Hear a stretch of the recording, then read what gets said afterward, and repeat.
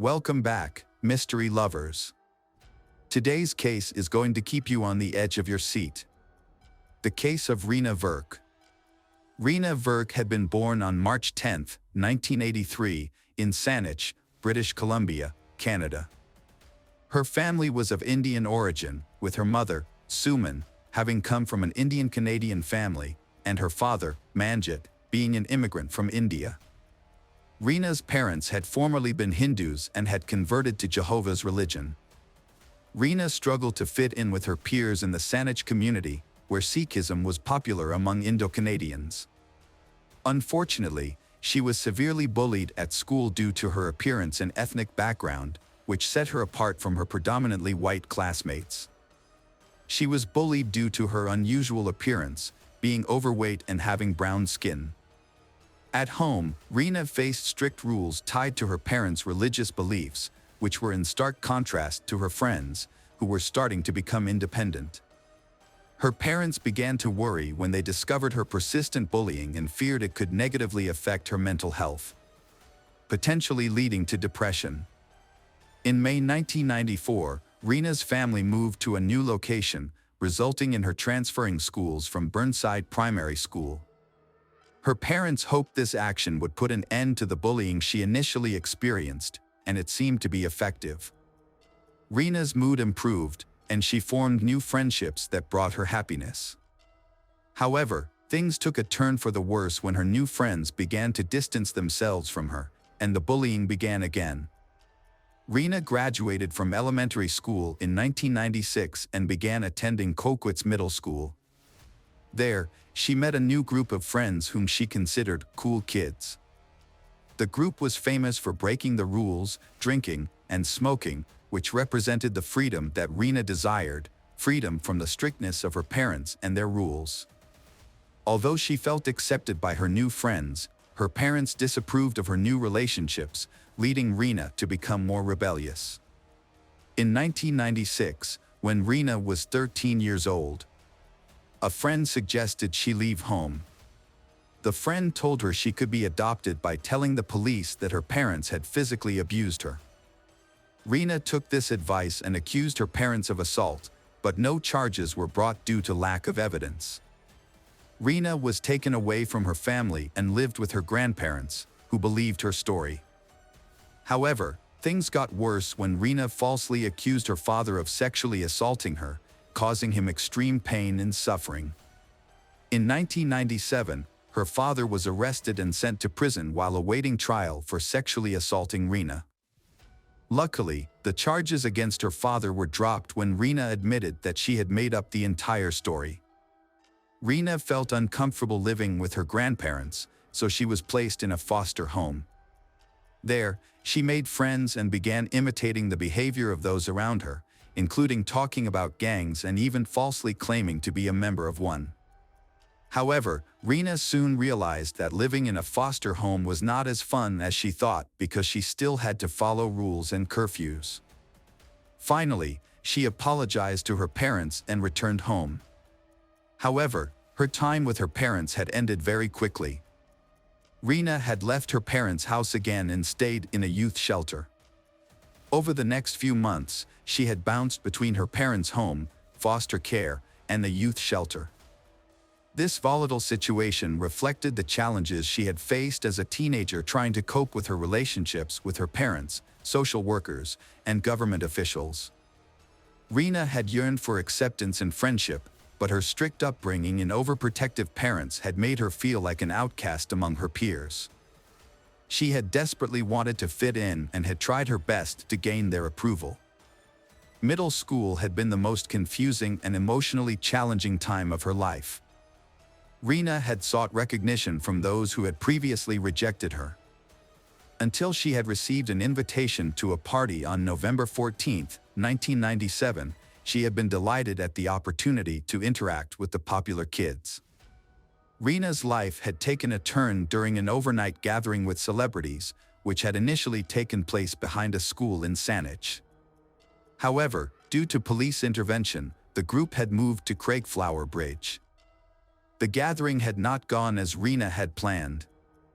At 10:40 p.m., Just 20 minutes before curfew, Reena had called her parents to say she was coming home. Unfortunately, this would be the last time Reena's parents would hear from her. At Craigflower Bridge, a group of teenagers had drunk alcohol and smoked marijuana. Later, another group of girls from the Shoreline 6 gang had targeted Reena without warning. They had assaulted her, burned her forehead with a lit cigarette, and tried to burn her hair. The attack had continued until a girl had intervened and ordered the others to stop. Reena had tried to escape and go home after the initial attack, but two teenagers, Kelly and Warren, had chased her. They had dragged Reena to the other side of the Craigflower Bridge, where the attack on her had continued. Kelly and Warren had punched and kicked her, then held her head underwater until she died. After Reena's death, the attackers had taken off her sweater and shoes and rolled her body into the water. Meanwhile, Reena's parents had become increasingly worried when she did not return home before curfew. They had initially thought she might be at her grandparents' house or a group home, but she had not been at either location. A friend had revealed that Reena was still at the party when the friend had left around 11 p.m. The next day, Reena's family had reported her missing, but the police had responded slowly due to her past history of running away. Rumors had spread among students at the local middle school about a brutal beating and a body found in the nearby gorge waterway. The group of teens involved, known as the Shoreline 6, had remained silent about the incident. However, a witness had eventually come forward to police, saying she had seen Kelly and Warren following Reena after the beating. It had taken a week for police to begin investigating Reena's disappearance after her family had reported her missing. Although many witnesses and teachers had heard rumors about the incident, no one had reported it to the police. It wasn't until a student had come forward as a witness that the police got involved. On November 21, 1997, Warren and Kelly had been arrested and charged with murder and aggravated assault. The members of the Shoreline 6 had initially remained anonymous due to protection under Canada's Young Offenders Act, and they had faced serious assault charges.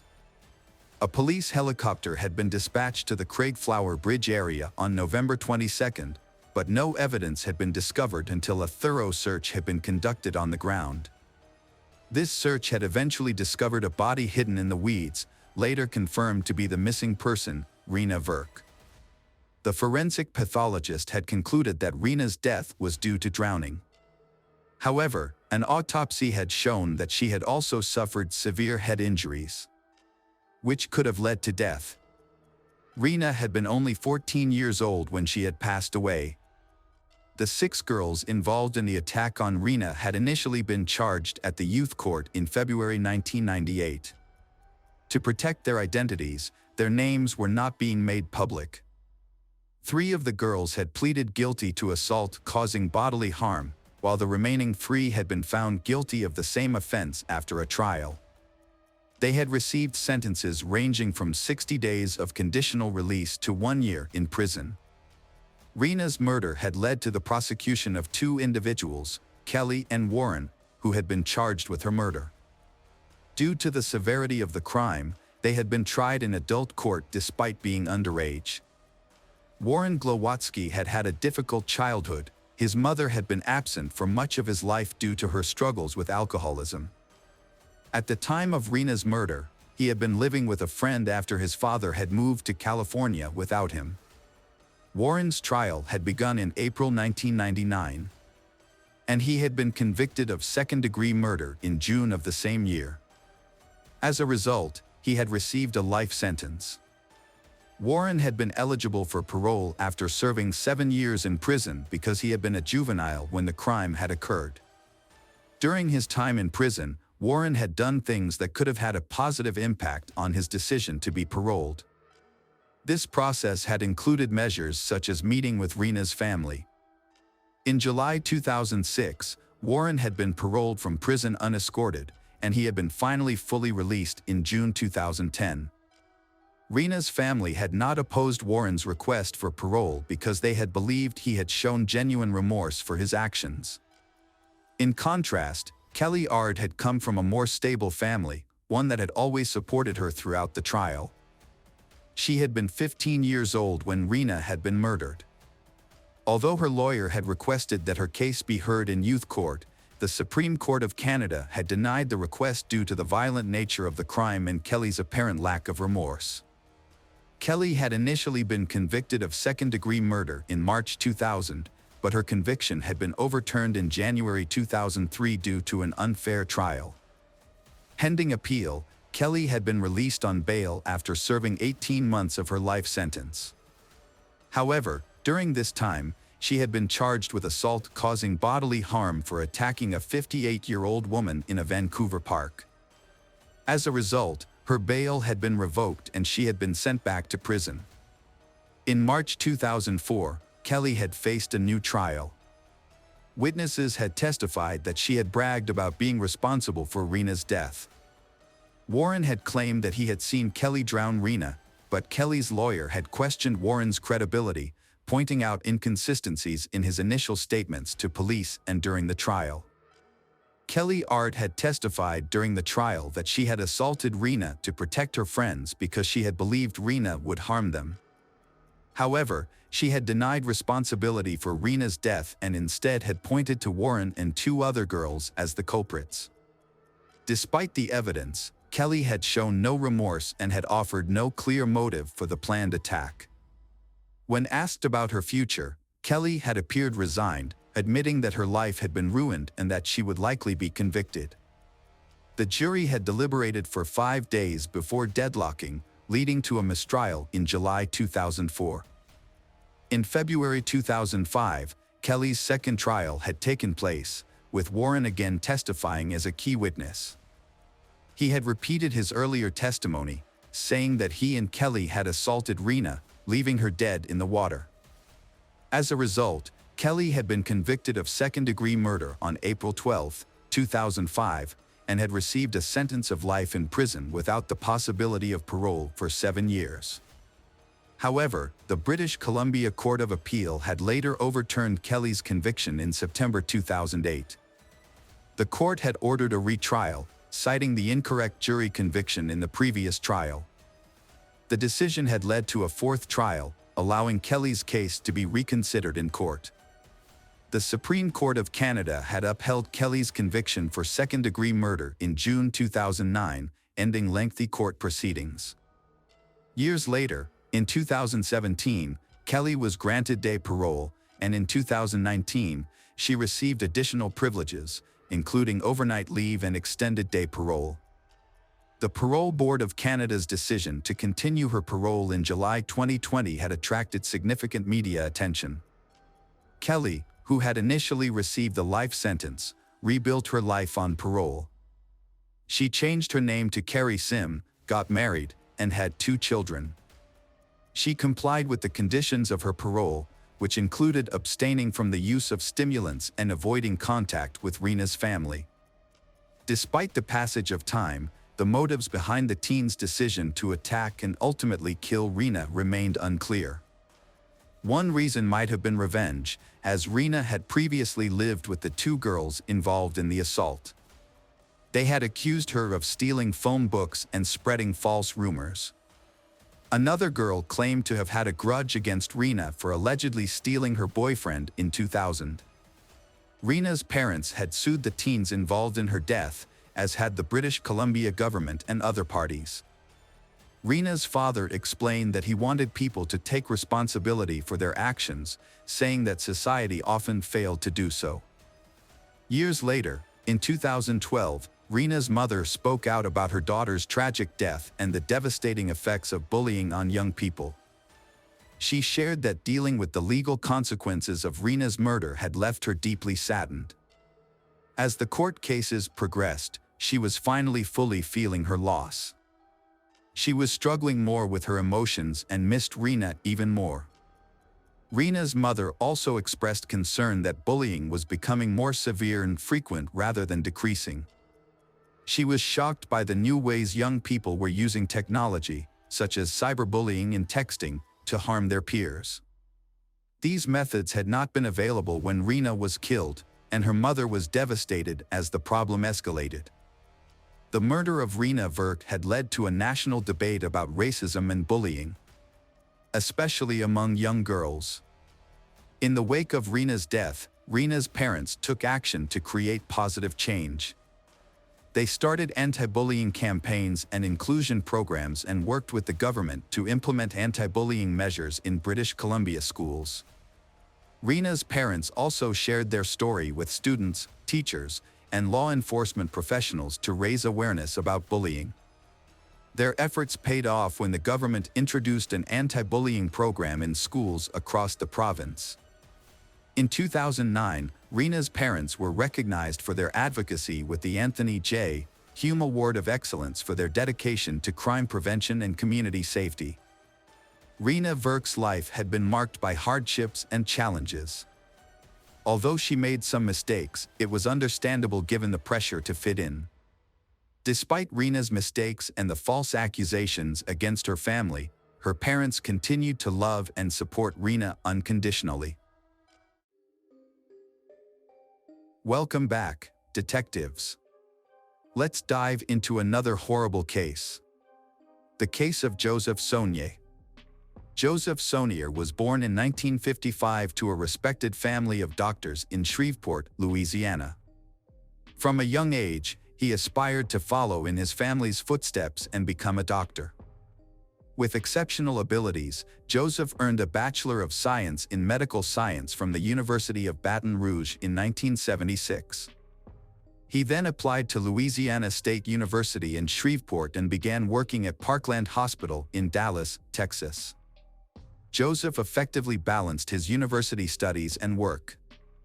He consistently refined his knowledge through hands-on experience at the hospital. The hospital management recognized Joseph's success and dedication, and in his final year of training, he was appointed chief resident.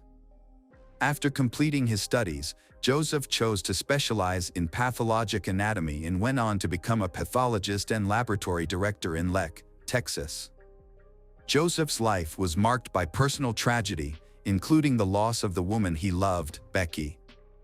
His 27-year marriage, which he considered happy, ended in divorce when his wife fell in love with another man.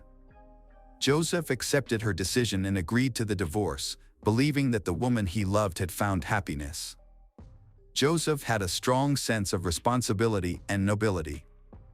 After his divorce from Becky, he maintained a warm relationship with her and continued to support their 2 sons. 2 years later, Becky was killed by her new husband. Joseph was shocked by her death. He often thought about their past family life and mourned her loss.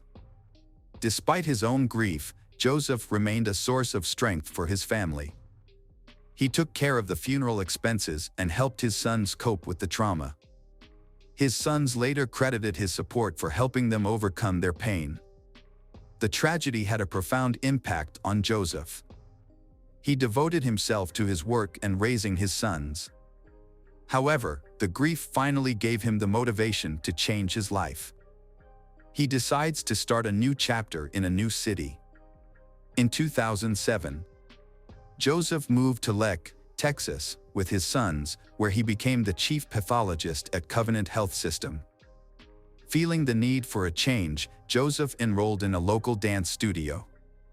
He enjoyed the classes and met new women, which helped fill the void in his life.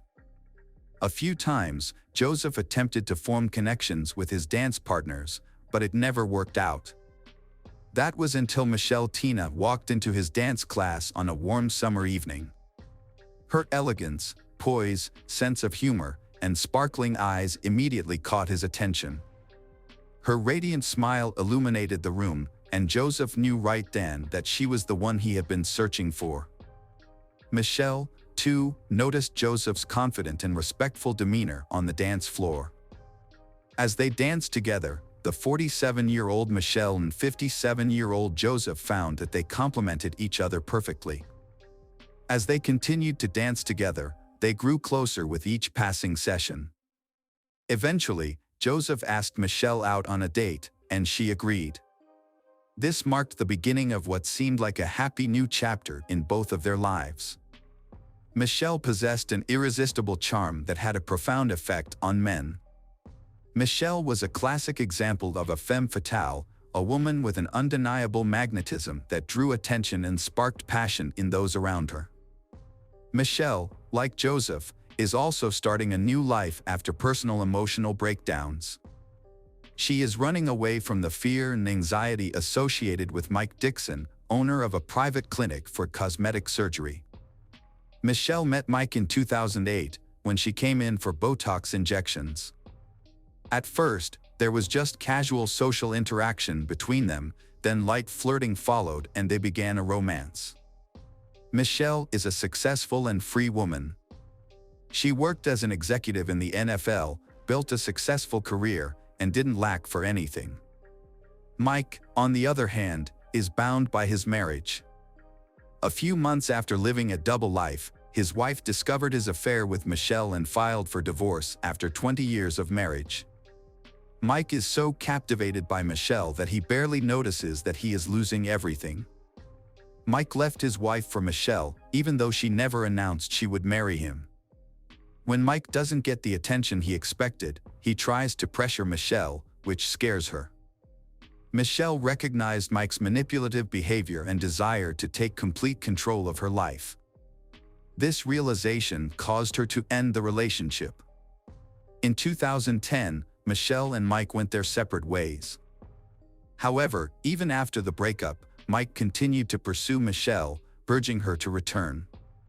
His obsession exceeds the limit, forcing Michelle to find a way to escape Mike's control. Michelle moved to Lek to start anew, where she met Joseph, a charming and kind-hearted man. They quickly connected, and their relationship blossomed into true love. Joseph's sons and relatives welcomed Michelle with open arms. Joseph spared no expense in giving her gifts, taking her to the most luxurious restaurants and private clubs, and giving her romantic vacations. As Joseph realized he had found his perfect match, he took Michelle to Los Angeles and proposed to her in front of his entire family.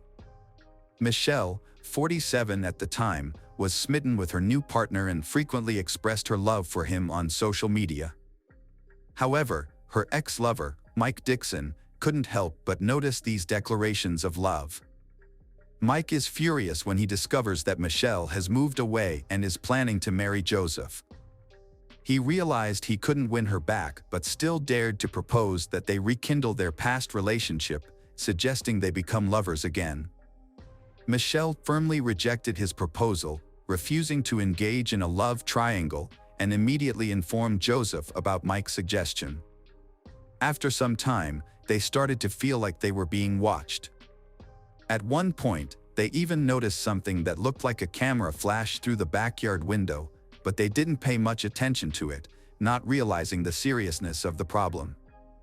The situation got out of control on July 11, 2012, when a gardener came to Joseph's house to discuss a garden renovation project.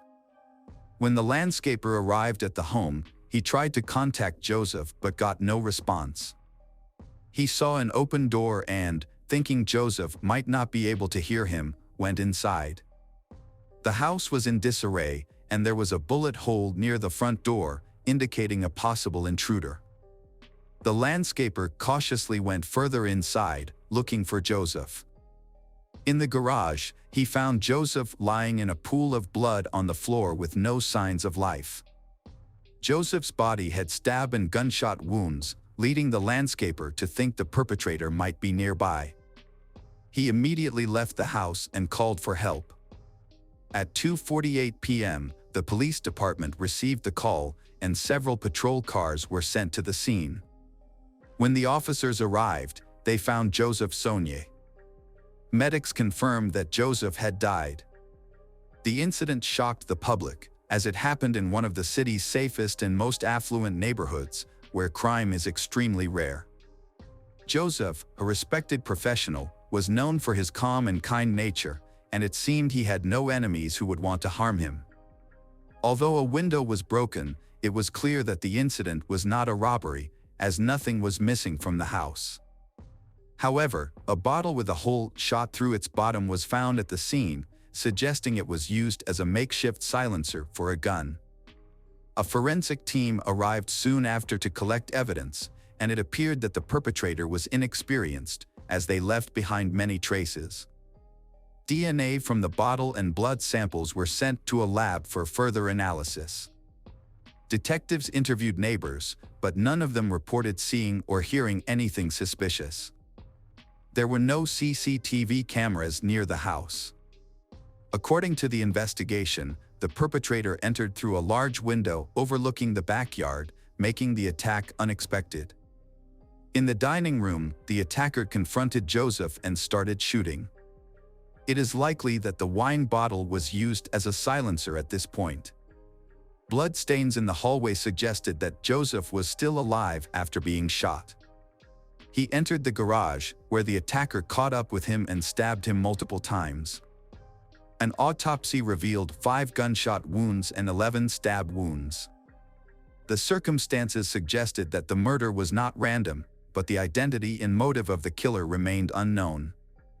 The investigation focused on the people closest to the victim.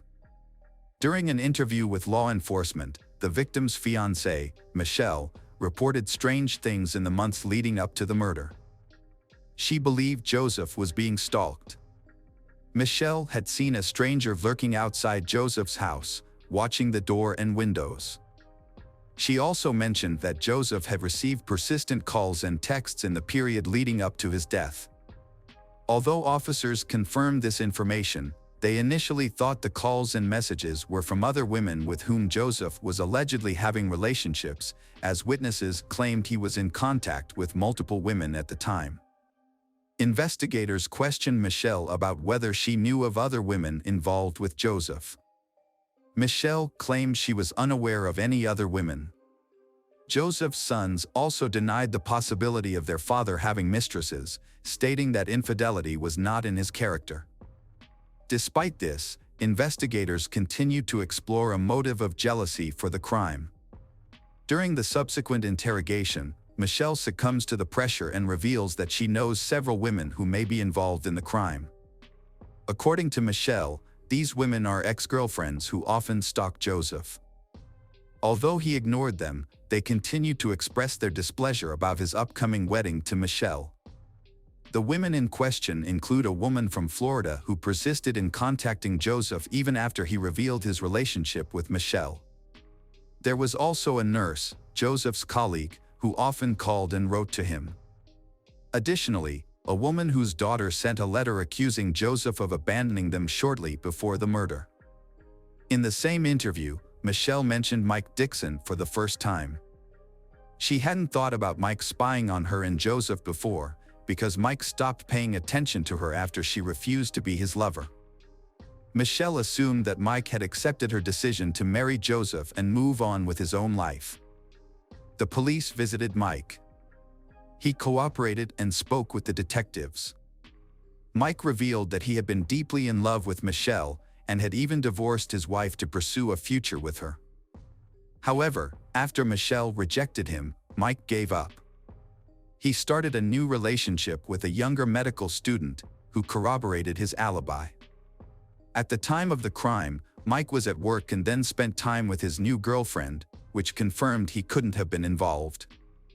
The investigation encountered significant obstacles. Every suspect, including Michelle, had a solid alibi, leaving detectives stumped. They searched for enemies of Joseph or individuals who might benefit financially from his death. But no new leads emerged. Unfortunately, forensic analysis does not provide any information about an individual, so police cannot identify the owner of the DNA found at the crime scene. Just as the case seemed hopeless, the police received an unexpected call from Paul Reynolds. Reynolds reported that his roommate, David Shepard, had recently confessed to a murder in Leck and then attempted to take his own life but was saved. According to Reynolds, a neighbor shared specific details about David's crimes with him, including details that only a few detectives knew, such as the use of a glass bottle as a silencer. This new information led police to conclude that Shepard was indeed connected to the crime. The witness came forward claiming that David was not the mastermind behind the crime, but rather a person who was hired by an unknown doctor involved in plastic surgery. Police launched an investigation into the new suspect and discovered that Mike Dixon was the person who hired David.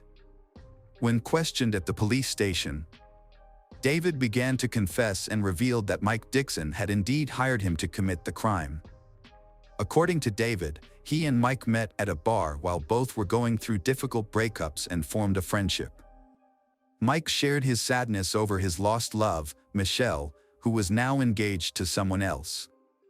He claimed that he couldn't move on and was willing to do whatever it took to win her back. David alleged that the initial plan was to discredit Joseph, Michelle's current partner, in the hopes that Michelle would leave him and return to Mike. However, David claimed that murder was not part of the original plan. First, women were paid $1,000 each to pretend to be Joseph's mistresses and pursue him. Additionally, a letter arrived from a woman claiming Joseph had abandoned her and their child. Joseph consistently denied these allegations, and Michelle believed him. It was later revealed that the camera flash seen by the couple was actually the light from David's cell phone flashlight. David had been driving to their house to create the illusion of surveillance. Funded by Mike Dixon, who covered gas and other expenses. When these tactics failed to break the couple apart, Mike plotted a more extreme solution. He offered David 3 silver bars, valued at around $110,000, to kill the pathologist. David agreed and received one of the bars as a deposit, which he immediately sold at a pawn shop. According to David Shepard, the situation escalated out of control when he went to Joseph's house. He claimed the shooting was unintentional, and that after shooting Joseph, he became afraid and Joseph began to run away. David shouted to check on Joseph but received no response. He then followed Joseph into the garage, where he found Joseph lying still and heard his last breath. David rushed to check Joseph's pulse and confirmed that Joseph was dead. David admitted to stabbing Joseph several times but could not remember the exact number. David also admitted that he considered calling for help using Joseph's phone, but ultimately chose not to. Instead, he put the phone back, mutilated Joseph's body, and then went to Mike's house to get the rest of the gold before attempting to take his own life. According to David, he didn't fully understand what he was getting himself into. When he faced Joseph, he realized he could not continue killing. If it weren't for an accidental gunshot, Joseph might still be alive. Mike Dixon was arrested by the police on the same day and charged with first-degree murder. This was based on testimony from David, as well as a large amount of other evidence that included incriminating phone calls and text messages where Mike made explicit confessions. When Mike Dixon was first interviewed by detectives, they had hoped he would confess to the crime. However, he denied everything and asked for a lawyer, which led to a lawsuit. David Sherd, who had been involved in the crime, made a deal with the prosecutor where he pleaded guilty to his role and gave up his right to appeal the sentence. As a result of this deal, David received a life sentence without the possibility of parole, instead of the death penalty. Mike Dixon, on the other hand, maintained that he was not guilty, despite the circumstantial evidence against him.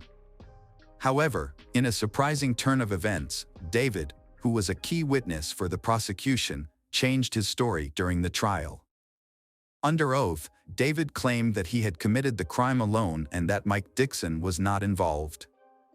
He said that the silver bars found at the scene were meant to be used as an investment in a business that the two of them had planned to start.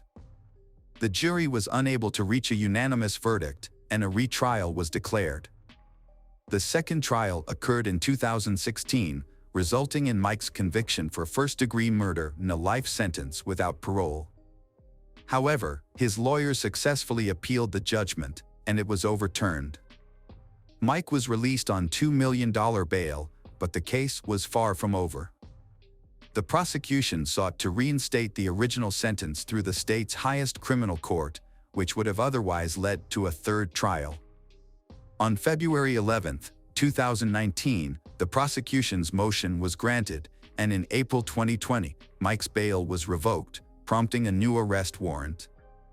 The Texas Court of Criminal Appeals ultimately reversed the lower court's decision, reinstating Mike's life sentence without parole. The judge ordered Mike to continue serving his sentence, and he is currently incarcerated in a Texas prison. Hello friends, welcome to our channel. Today we're going to take a look at another horrible case with you. The case of Wang Nan. Wang Nan, born in 1987 in Nanjing, China, a major city and former capital, Wang Nan grew up in a relatively affluent family. Her parents provided her with the best possible education and encouraged her to develop her talents. After completing her secondary education, Wang Nan enrolled in a prestigious university where she studied business and finance and also learned several foreign languages. Upon graduation, she landed a job at a large travel agency where she quickly proved herself to be a valuable, responsible, and motivated employee.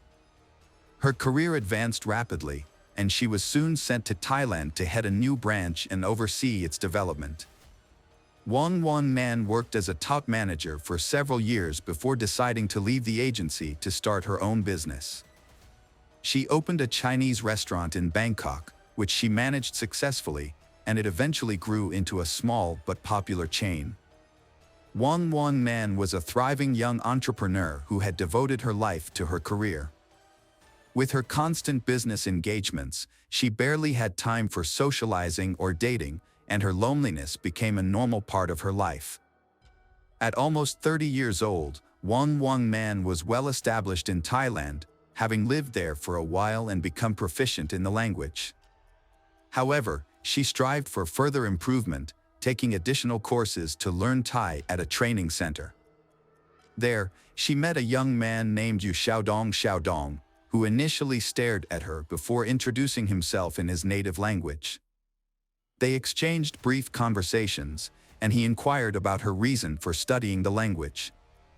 Wang Nan replied that it was for business purposes, and Yu Xiaodong proposed exchanging business cards to potentially meet up Sunday. Although Wang Nan was not interested in continuing the conversation, she still politely gave him her business card. Yu Xiaodong also gave Wang Nan his own business card, which said that he worked in the import-export industry in Bangkok. Not very impressed, Wang Nan put the business card in her wallet and forgot about it. Yu Xiaodong was the only one who showed genuine interest in Wang Nan, and he wasted no time in calling her the very next day. However, she was preoccupied with work and couldn't spare even a few minutes to talk, so she declined his invitation to meet for coffee. A few days later, Yu Xiaodong asked her out again, but Wang Nan turned him down once more, citing her busy schedule and preparations for an upcoming business conference where she hoped to expand her professional network. Undeterred, Yu Xiaodong showed up at the conference with a stunning bouquet of flowers and waited for Wang Nan to become available. When she was free, he approached her and asked her out once more. This time, Wang Nan was charmed by his persistence, which was a new experience for her. No one had ever pursued her so relentlessly before, so she agreed to meet him for dinner. As it turned out, Yu Xiaodong's interest in Wang Nan was more than just a passing infatuation. He was completely smitten. He showered her with attention, surprise gifts, and romantic gestures, including sending flowers to her doorstep every morning with sweet notes attached. He also called her at least twice a day to wish her good morning and good night. Wang Nan had mixed emotions about the situation. While she was irritated by Yu Xiaodong's all-consuming infatuation, she was also flattered that someone was making such an effort to win her heart. As a result, she found herself unexpectedly entering into a romantic relationship. Yu Xiaodong went out of his way to woo her, not only romantically but also by trying to be perfect in every aspect of their relationship. He shared her interests and opinions, learned to cook her favorite meals, and planned exciting activities for them to enjoy together. He was also eager to help her with her work and household chores at a moment's notice. Wang Nan was over the moon with happiness, feeling as though she was living in a fairy tale. Yu Xiaodong's behavior, however, was moving at a breakneck pace. Despite having only been together for a few months, he was already making plans for their wedding and discussing potential names for their future children. This made Wang Nan uncomfortable, but Yu Xiaodong would counter by pointing out that they were both in their 30s and that it was time for them to start thinking about building a family. That night, Yu Xiaodong wrote a heartfelt letter to Wang Nan, expressing his deep affection and commitment to being a good husband and father. The next morning, he arrived at her doorstep with a bouquet of flowers, reiterating his seriousness about marrying her. Wang Nan jokingly mentioned that the courthouse wouldn't open for another hour and a half, but Yu Xiaodong suggested they go there immediately. To her surprise, the courthouse was open, and the officer responsible for registering marriages was already at his desk, ready to formalize their union. Yu Xiaodong had secretly arranged for a hasty marriage ceremony to take place early in the morning. The whole event was unusual and lacking in formality. There were no guests, no exchange of rings, no wedding dress or veil, and no commemorative photographs.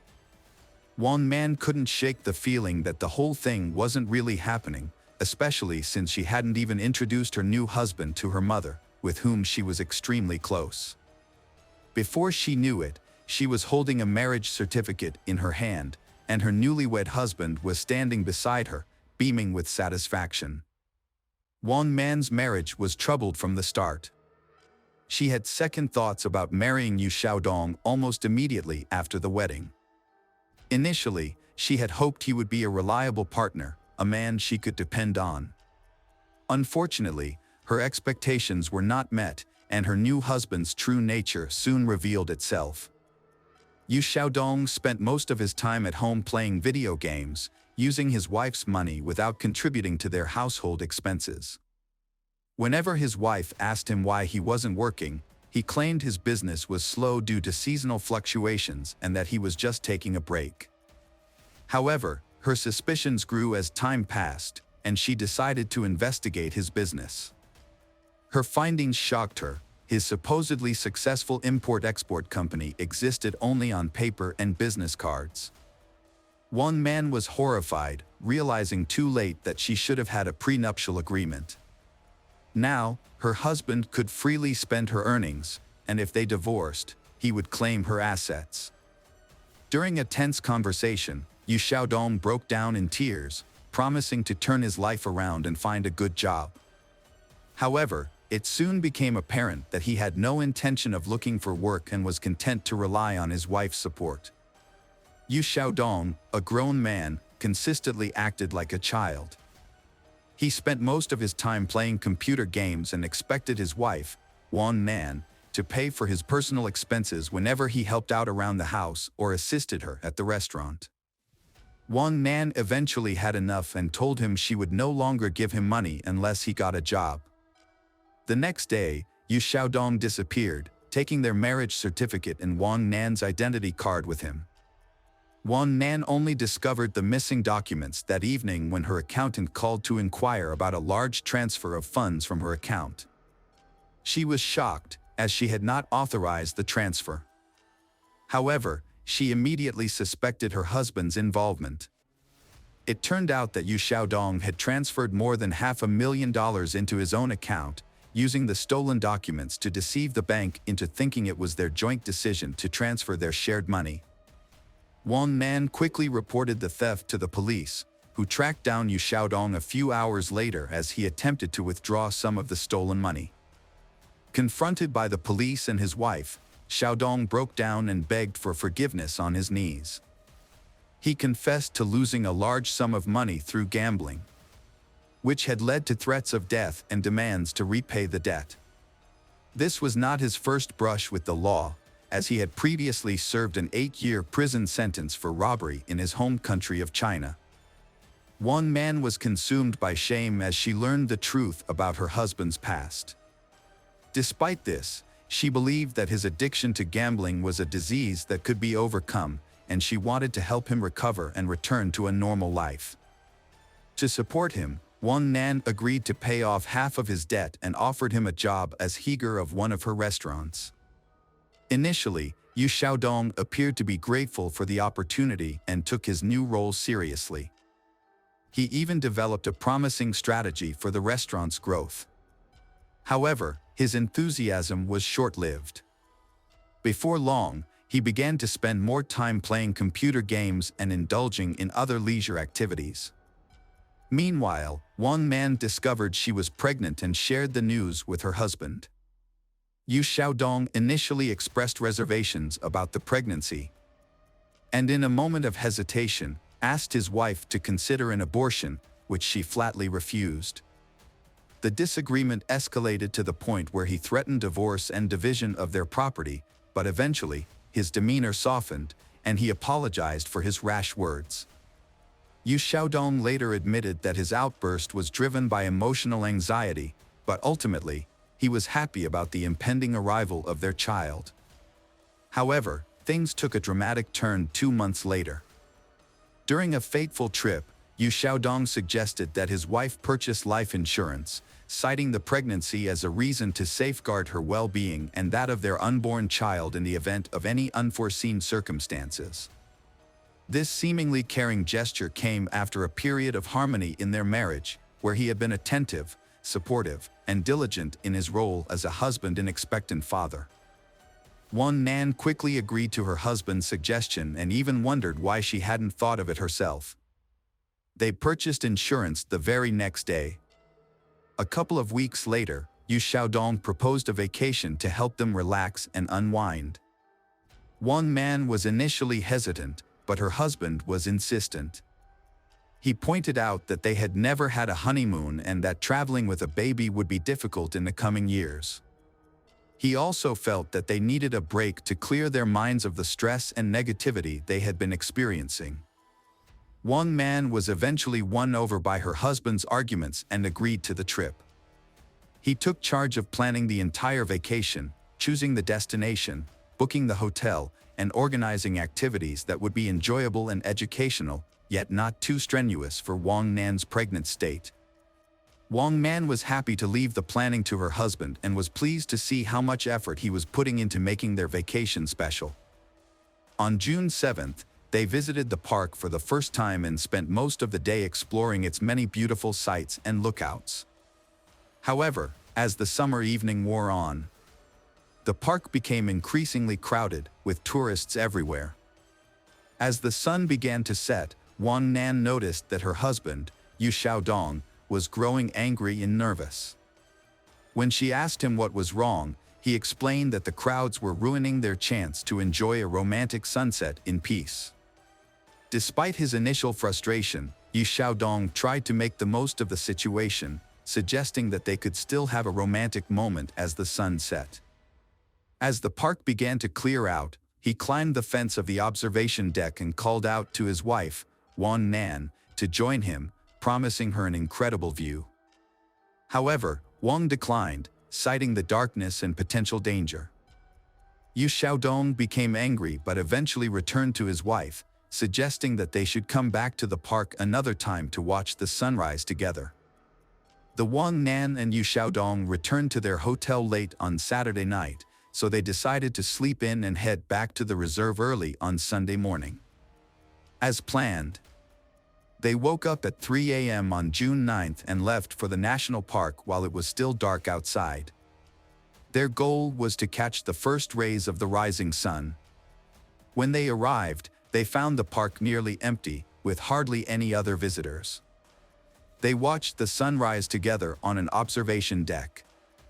Then, Yu Xiaodong encouraged his wife, Wang Nan, to join him at the cliff's edge to see some ancient rock paintings. Initially hesitant, Wang Nan trusted her husband's assurance that he would help her climb down and back up safely. As they took in the breathtaking view, Yu Xiaodong suddenly asked Wang Nan if she regretted anything in life. She replied that she did not. However, in a shocking turn of events, Yu Xiaodong's demeanor changed. He touched his wife's hair, kissed her cheek, whispered "die" in her ear, and then pushed her off the cliff. To avoid detection, he checked their surroundings to make sure no one had witnessed the incident. Looking down, he couldn't see where Wang Nan had fallen, and the silence indicated that there were no witnesses below. Yu Xiaodong calmly walked towards the park exit, planning to report the incident after his wife was surely dead. However, hikers who had wandered off the trail spotted Wang Nan's body on the rocks and immediately called for rescue, reporting the incident.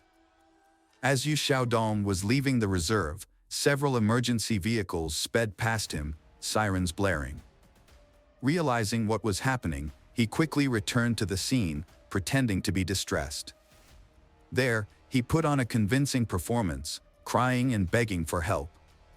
Convinced that his wife was dead and no one would discover the truth, he remained unaware that Wang Nan's fall had been broken by tree branches, which reduced her speed before she landed on bushes and then rolled onto the rocks.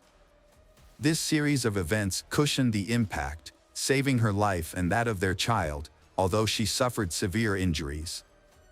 Yu Xiaodong was overcome with grief, crying and lamenting the loss of his wife and child. However, his wife suddenly regained consciousness and attempted to speak, but was unable to. The people around her noticed the genuine horror on Yu Xiaodong's face, but he quickly composed himself and leaned in close to his wife.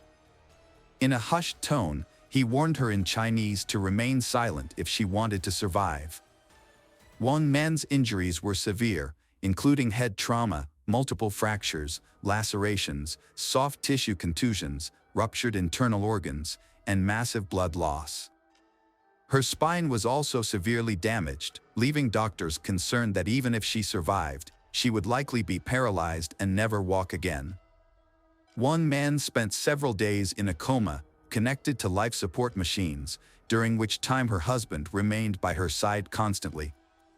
However, despite his devoted appearance, Yu Xiaodong's intentions were sinister. Every time he was alone with his wife, he thought about how to complete the job without arousing suspicion. His actions were a ruse, hiding his true intentions behind a mask of love and devotion that he examined the devices, but couldn't find a way to quietly disable them.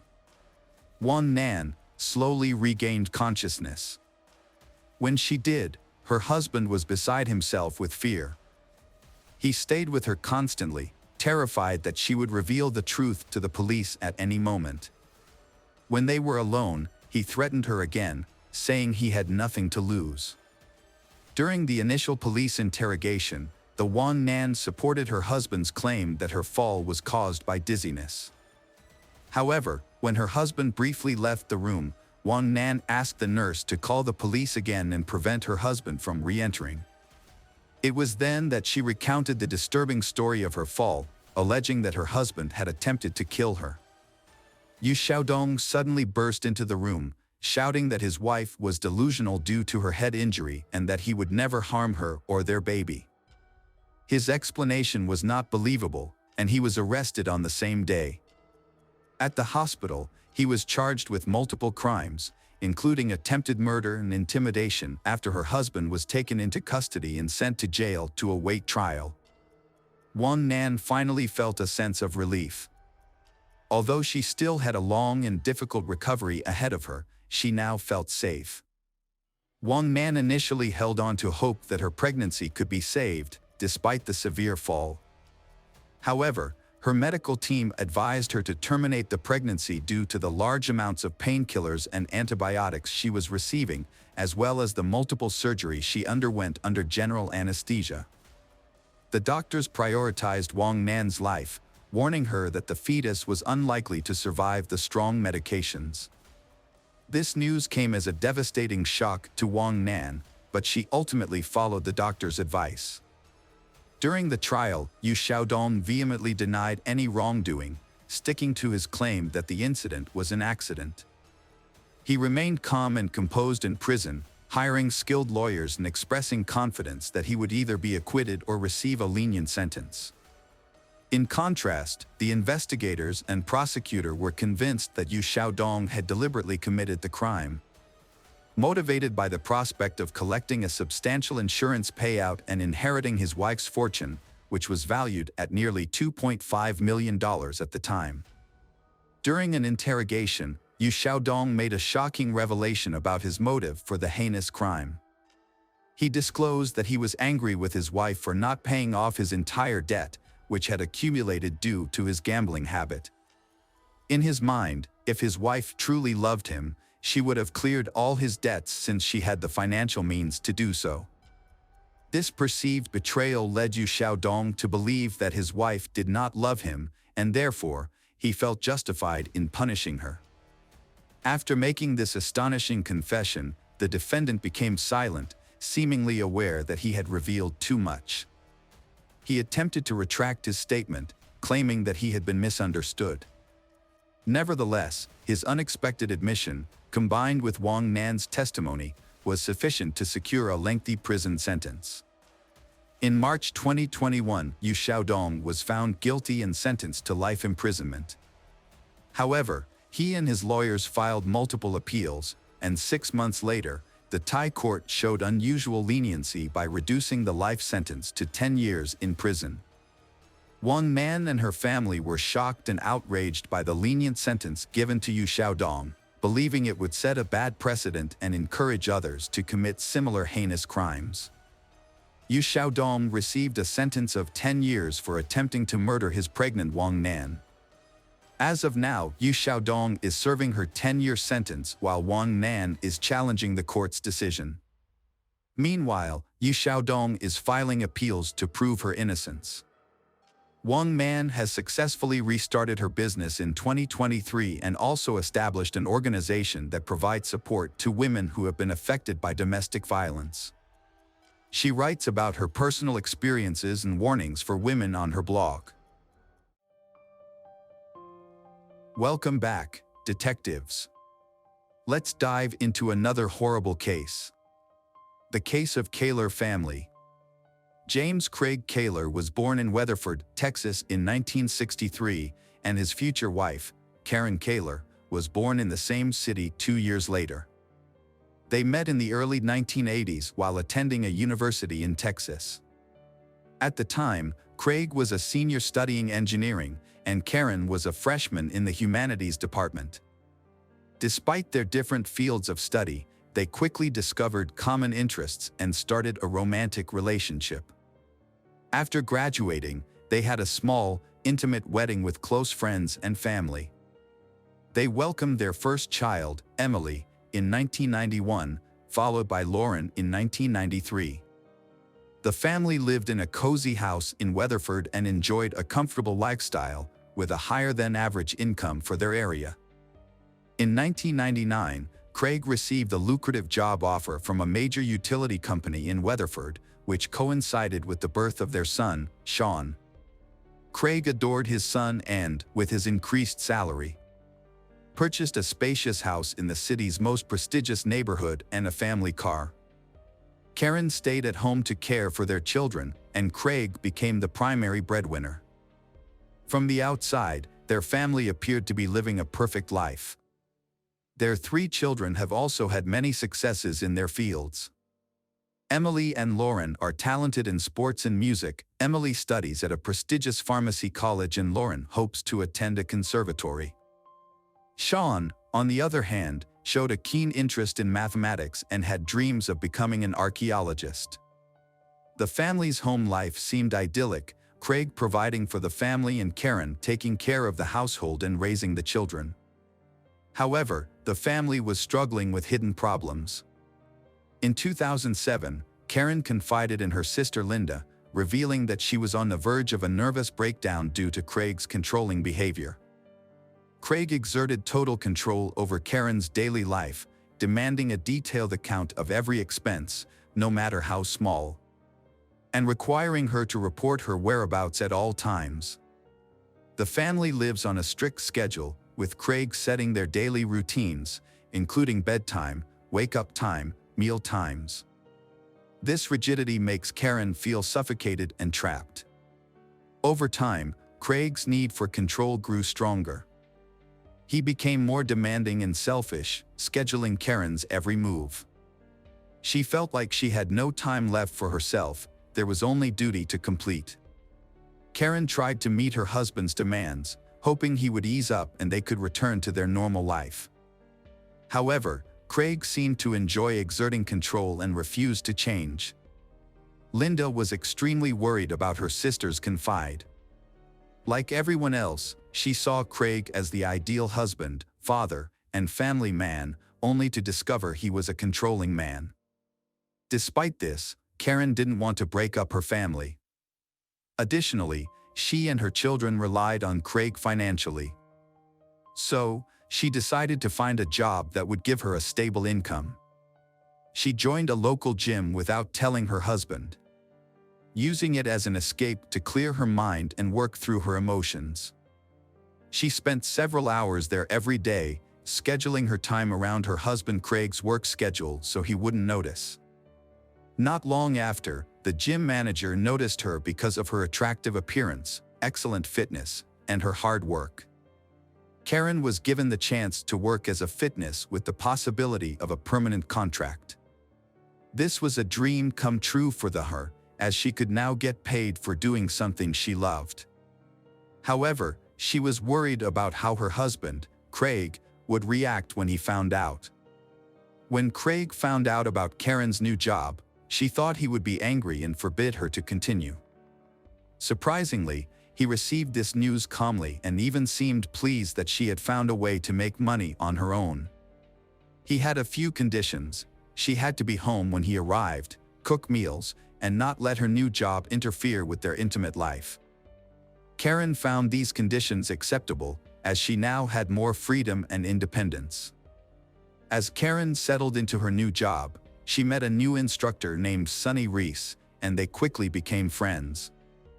For Karen, who had spent years at home with little social interaction, Sonny became a trusted confidant. The two women spent time together at work, went for walks, had coffee, and shared heartfelt conversations.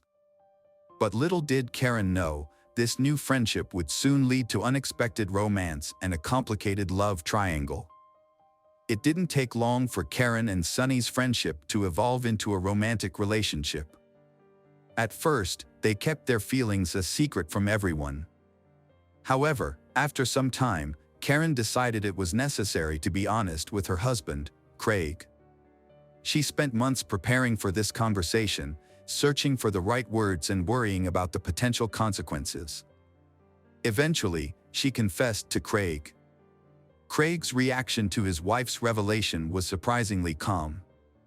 However, the next day, he made an unexpected condition for accepting Karen's relationship with Sonny, which was that he wanted to be a part of it. Karen was shocked and unsure of how to respond to her husband's talk. Nevertheless, Craig took the initiative and began wooing Sonny, sending her flowers and gifts. He seemed to view this as an opportunity to revitalize his intimate life and bring new passion to his marriage. Initially, Karen and Sonny agreed to Craig's proposal. However, they soon realized that his intentions were aimed at domination. However, their unusual love triangle was short-lived. Craig demanded that Karen end the affair immediately. Despite this, Karen continued to see Sonny, as she had genuinely fallen in love. After almost 20 years of marriage, Karen seemed ready to leave her husband for someone new. This led to a series of secret actions, including moving to another state, scheduling secret meetings. In an attempt to salvage his family, Craig thought it best to relocate to another state. He started job hunting, sending out his resume, and soon secured a role as a water director for a large company in Columbia, Missouri, not far from Kansas. Craig hoped that by moving to a new state, his wife's affair with Sonny would end, and their family life would normalize. However, the summer 2008 move proved challenging for the family, as the kids had to switch schools, make new friends, and adapt to a new city. Although the family was already financially comfortable, Craig's new job nearly doubled his previous salary from Weatherford. Despite his increased responsibilities and work hours, Craig mistakenly believed he had successfully removed Sonny from his wife's life. However, Karen and Sonny continued to communicate regularly through calls, texts, and secret meetings. They would meet halfway, spend a couple of hours in a roadside hotel, and then return home. At this point, Karen realized her marriage was over. She no longer loved Craig, and it was only a matter of time before they divorced. These clandestine meetings persisted until December 2008. At the New Year's Eve celebration that year, the Ellard family went back to their hometown to reconnect with relatives and friends. Sonny was also in attendance at the gathering. Initially, Karen and Sonny kept a low profile, merely exchanging greetings. As the celebration continues and the alcohol slowly affects Karen and Sonny's behavior, they seem to have no regard for social norms. They became inseparable, openly showing affection by holding hands, sharing romantic glances. They even kissed.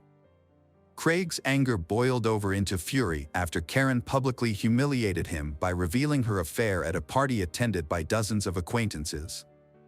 He lashed out at Karen and Sonny before dragging Karen away from the party. In his rage, Craig lost control and physically assaulted Karen, ripping her dress and slapping her, causing her to fall and hit her head. The incident marked the beginning of the end of their marriage. A few days later, Karen announced she was leaving Craig and initiated divorce proceedings, seeking custody of their children. Initially, Craig attempted to apologize and salvage their relationship for the sake of the children. But Karen was resolute. She said they should divorce, causing Craig to contact friends and family, begging them to convince Karen to reconsider. In the spring of 2009, Craig and Karen's marriage continued to deteriorate. Despite Craig's attempts to salvage their relationship, Karen made it clear she was leaving him for Sonny and she had never been truly happy in their marriage. The tension between them escalated into physical violence, with Craig grabbing Karen during an argument, leaving bruises on her arms. Karen reported the incident to the police, leading to Craig's arrest. After the incident, Karen took the children and moved out without waiting for the divorce to be finalized. Craig was devastated by her departure and even more so when he discovered that his daughters, Emily and Lauren, were siding with their mother. They told him that they had never seen their mother so happy, which Craig perceived as a betrayal. As a result, he cut off contact with his daughters, only spending time with his son Sean on weekends.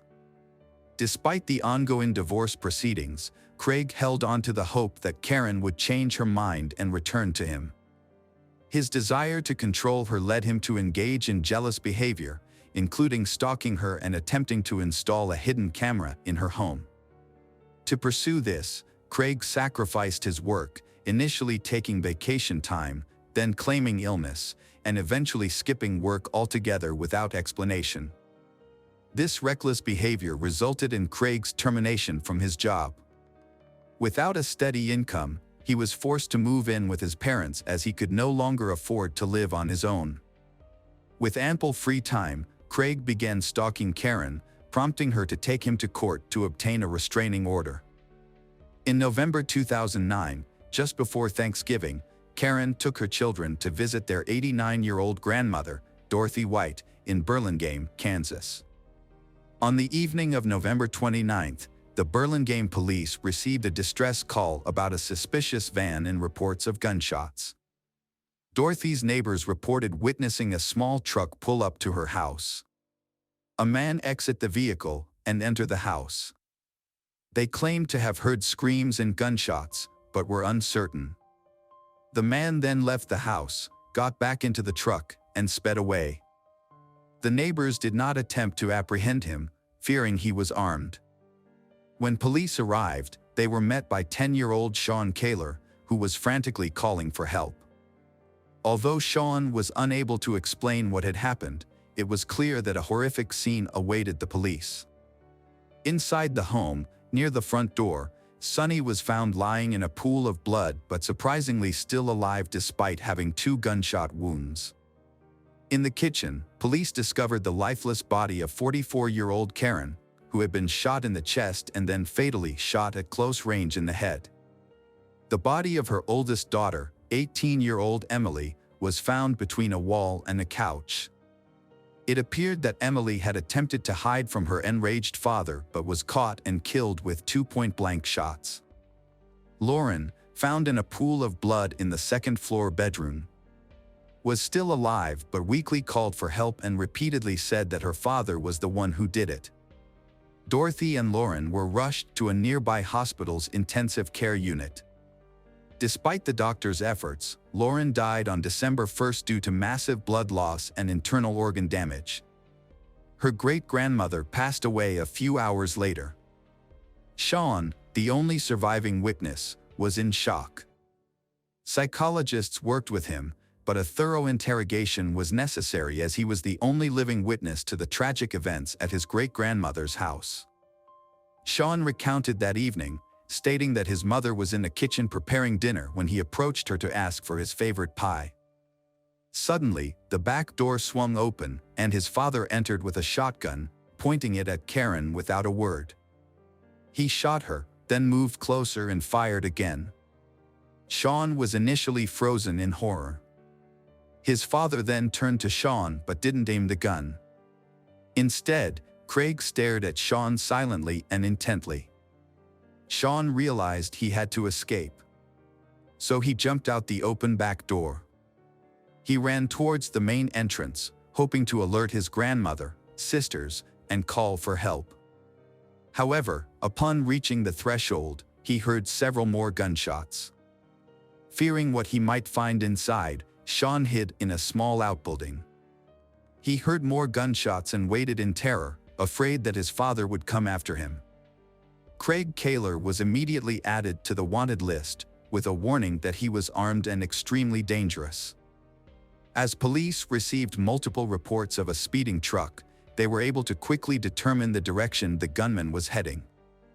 At one point, Craig abandoned his vehicle in a wooded area and began walking down a deserted road. Law enforcement soon caught up with him and apprehended him the next morning. Upon arrest, police found the rifle and ammunition in the back seat of the abandoned vehicle, along with prescription medication for depression and anxiety disorders near the driver's seat.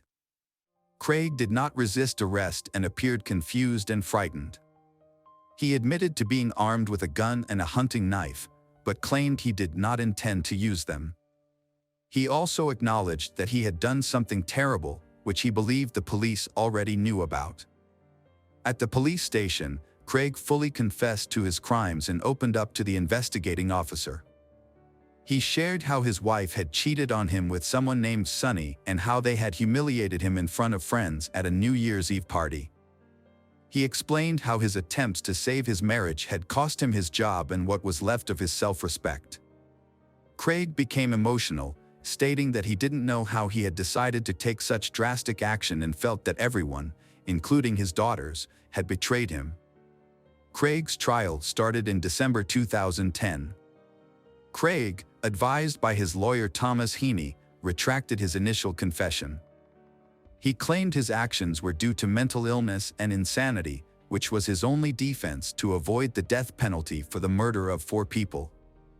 Heaney argued that Craig was in a fragile mental state following a series of personal setbacks. His wife had left him for someone else, his children sided with their mother, he lost his job, and had to move back in with his parents. According to Heaney, these factors led to a breakdown, and Craig committed the crime while insane, without realizing what he was doing. However, the prosecution found no evidence of insanity or an altered mental state in Craig's actions. They argued that his actions were calculated, as he had purchased guns and ammunition in advance and went to the victim's house knowing his family was there. He shot each victim twice, ensuring no chance of survival, but intentionally spared his son Sean, allowing him to escape. In August 2011, Craig was found guilty on all counts and received a death sentence.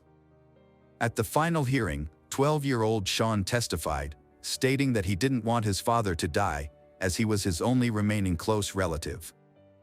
despite multiple appeals by Craig and his lawyers. The verdict has remained unchanged. As of today, Craig is still in prison, fighting to have the case reviewed and the death sentence overturned. After the death of his mother and sisters, Sean moved in with his grandmother. Now Sean has grown up and he has completed his studies and chosen to stay and work in his hometown. Hello friends, welcome to our channel. Today we're going to take a look at another horrible case with you, the case of Rebecca Payne. In Massachusetts on May 20th, 2008, at 6:30 a.m., the Boston police received a panicked call from the manager of the Parker Hill Apartments complex. The manager was extremely distraught, reporting that he had found a door ajar on the third floor, belonging to 22-year-old student Rebecca Payne. When he knocked on the door and called out her name, he received no response. This prompted him to enter the apartment, where he was met with a disturbing sight: dark red spots and streaks on the floor, leading him to one of the rooms.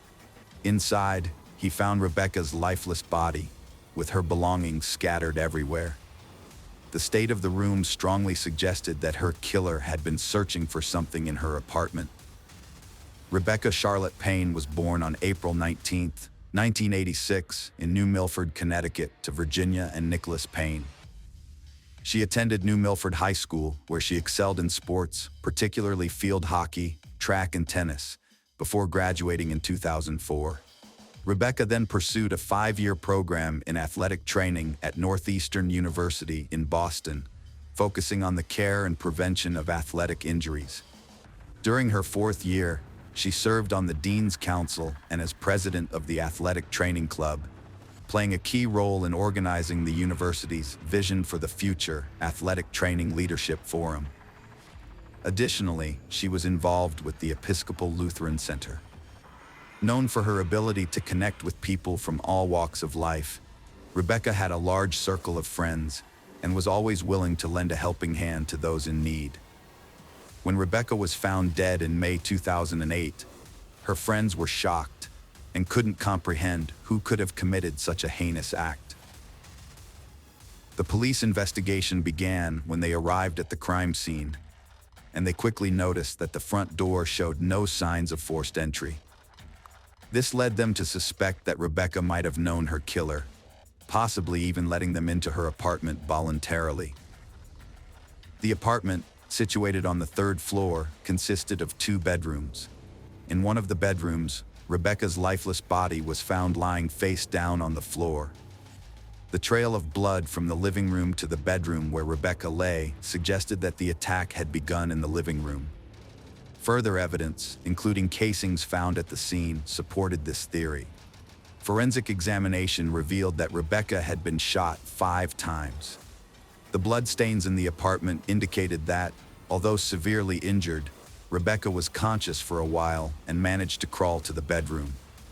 However, she ultimately succumbed to her injuries there, exhausted and drained of her strength. The detectives sought to identify who could have perpetrated such cruelty against her. The police quickly dismissed the possibility that the incident was a botched theft, given that her valuables remained untouched. Although the apartment was in disarray, detectives believed the perpetrator intentionally created the mess to mislead them. However, it was also plausible that the disarray resulted from Rebecca's attempts to resist and fight for her life. When the investigators examined the apartment, they found that the balcony door was open, just like the front door. The 2nd bedroom showed signs that someone had been living there too. The identity of this person needed to be determined, as they could be the one who took Rebecca's life. Alternatively, if they weren't involved, they had to be ruled out as a suspect. After speaking with the manager, the detectives discovered that Rebecca didn't live alone. She shared an apartment with a fellow student. The police immediately began searching for this roommate. Meanwhile, they interviewed all residents of Parker Hill Apartments. The brutal murder of Rebecca, who had been shot 5 times, would have certainly generated significant noise. It was astonishing to the officers that multiple residents of the apartment complex reported hearing a woman's screams and gunfire between 3 and 4 a.m. Yet sadly, no one took the initiative to contact the police. It seemed that each individual assumed someone else would take responsibility and make the call. In psychology, the phenomenon where individuals are less likely to assist someone in distress when others are present is known as the bystander effect, or Genovese syndrome. This social psychological theory suggests that the presence of other people can inhibit an individual's willingness to help a victim. The term Genovese syndrome originates from a tragic incident that occurred on March 13, 1964, when 28-year-old Kitty Genovese was brutally murdered outside her apartment building in Kew Gardens, Queens, New York City. Although it was initially reported that 38 witnesses witnessed or heard the attack without calling the police or providing assistance, this portrayal has since been disputed as inaccurate. The case of Rebecca Payne led to an investigation into the social psychological phenomenon known as the bystander effect, or Genovese syndrome. What's truly shocking is that, unlike in the widely reported Kitty Genovese incident, Rebecca's neighbors actually did hear her screams and the sound of gunshots, yet still failed to call 911. This tragic event was a devastating loss for Rebecca's parents. They described their daughter as a driven and compassionate young woman who was loved by her friends. Rebecca was the kind of person who always put others first, giving selflessly from the heart. During the investigation, police interviewed a resident who lived on the first floor of the apartment complex where the crime took place. He reported seeing a black SUV approach the building at night, but due to the darkness, he was unable to make out the license plate or identify anyone getting out of the vehicle. The apartment building was equipped with surveillance cameras both inside and outside, which investigators hoped would provide crucial evidence. However, it emerged that the CCTV footage could only be viewed in real time, and recording it required inserting a video cassette into a VCR and pressing the record button, a step that unfortunately wasn't taken. Considering this information and the fact that the residential complex's manager discovered Rebecca's body, investigators began to suspect him of committing the crime. As a resident of the building, he had unrestricted access to Rebecca's apartment at all times. Furthermore, he was aware that no one monitored the surveillance cameras, which might have led him to wait until late at night to attack Rebecca for unknown reasons. The police sought to explore all possible scenarios. The police investigation into the manager gathered pace when they conducted a background check on him, which revealed a history of legal issues related to illegal substances. Furthermore, a thorough search of his apartment by the police turned up additional evidence. An officer noticed several dark red stains on the front door. The stains were swabbed by forensic experts and sent for further analysis. The apartment complex manager was taken in for police questioning. Investigators grilled him with questions, trying to determine if he was concealing information or would alter his story. However, he denied any involvement in Rebecca Payne's death, stating that he was in his apartment the entire night with his wife. The investigators then spoke with his wife, who corroborated her husband's alibi, confirming that he had indeed spent the entire night with her. The police released the suspect after a laboratory report confirmed the dark red stains on his apartment door were just paint, eliminating grounds for his arrest. During their investigation, detectives reviewed video and photo evidence from the scene, which led them to focus on a public transportation card. This card, used in the Boston area, stores data on each use, including the exact location and time. The transit police provided detectives with CCTV footage, which showed Rebecca using the card on her way home, appearing calm and alone, with no one following her. Unfortunately, this footage did not help identify any potential suspects. A few days later, investigators obtained another surveillance video from a camera outside the hospital building near the Parker Hill Apartments. The recording showed a black SUV passing by around the same time as the attack on Rebecca. The vehicle matched the witness's description, but the poor quality of the footage made it impossible to read the license plates. However, investigators were able to conclude that the car was a Ford. After identifying Rebecca's roommate, the detectives brought her in for questioning to determine if she had any connection to the incident. They wanted to know if she had any information about the events surrounding Rebecca's death. The roommate claimed to be shocked by the news and explained that she had moved back in with her parents to study for an exam. When her parents corroborated her alibi, she was cleared as a suspect. Although the conversation didn't reveal any direct evidence, the roommate did provide a useful lead. She mentioned that Rebecca's boyfriend, Matt, also a fellow student, had access to their apartment. Matt's motive for taking Rebecca's life was a crucial question investigators had to answer. They reached out to Matt by phone and learned he had moved to New York State to live with his parents around the time Rebecca was attacked. Matt claimed to be depressed over his girlfriend's death, but his distress might have been an act. Matt said he was staying with his parents, and they corroborated his alibi when shown a printout of his cell phone's call history. Investigators discovered Matt had spoken to Rebecca around midnight, mere hours before her death. However, the cell tower that received the signal from Matt's phone was located near his parents' house in New York State. Through an experiment, investigators determined that Matt wouldn't have had enough time to drive from his parents' house to Boston in 3 or 4 hours to commit the crime. As a result, Matt was also cleared from the list of suspects. Family and friends were gathered at Rebecca's home in Connecticut, bidding her a final farewell. But the police investigation had stalled due to a lack of evidence, new witnesses, and DNA samples. The case had reached a dead end. Nicholas Payne expressed the sentiments of those who loved her. "We're left to mourn the loss of Rebecca, knowing we'll never again hear her laughter or share in her life's adventures and progress. All of that has been taken from us." As the years went by, Rebecca's parents continued to wait in vain for answers about their daughter's death, which remained a mystery. However, a surprising breakthrough occurred in 2012. Anthony White, a man, was arrested by the Boston police for dealing illegal substances.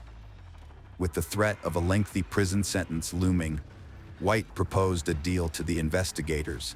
In exchange for a shorter sentence, he would provide information about the night Rebecca Payne died. Recognizing this as a potential opportunity to finally crack the long-dormant case, the investigators accepted White's offer. After consulting with the prosecutor, White reported that on May 20th, 2008, he received a contact from an acquaintance, Cornell Smith, who was also involved in illegal drug dealing. Smith requested a meeting with White and arrived accompanied by their mutual friend, Michael Balba, who drove a black SUV. The three of them proceeded to the Parker Hill Apartments, where Balba parked his vehicle to observe the activities taking place inside. According to White, Cornell Smith spotted Rebecca in a third-floor window and exclaimed, "That's her." They waited until the lights in Rebecca's apartment went dark. Then Smith climbed from the first-floor balcony to the second and finally the third floor. Since the balcony door was open, he entered the apartment. However, Rebecca wasn't asleep. Instead, she was lying on the living room couch. When she saw the intruder, she began screaming, and a brief struggle followed. Smith then fired 5 shots at her and exited through the front door, after which they drove away. The investigators were skeptical of White's testimony, believing he had made up the story to get a shorter prison sentence. They couldn't figure out why Cornell Smith would want to kill Rebecca, who was not involved in his world in any way. What White said next shocked and disturbed the officers greatly. According to him, Rebecca's death was a tragic case of mistaken identity. 2 sisters, who closely resembled each other, lived on the first floor of the Parker Hill Apartments, and one of them bore a striking similarity to Rebecca. These sisters were not only rivals of Smith's, but also involved in the illegal drug trade. Smith believed he had been wrongly arrested due to their illicit activities and sought revenge. Although he knew they resided in the Parker Hill apartments, he was unaware of their specific floor or apartment number.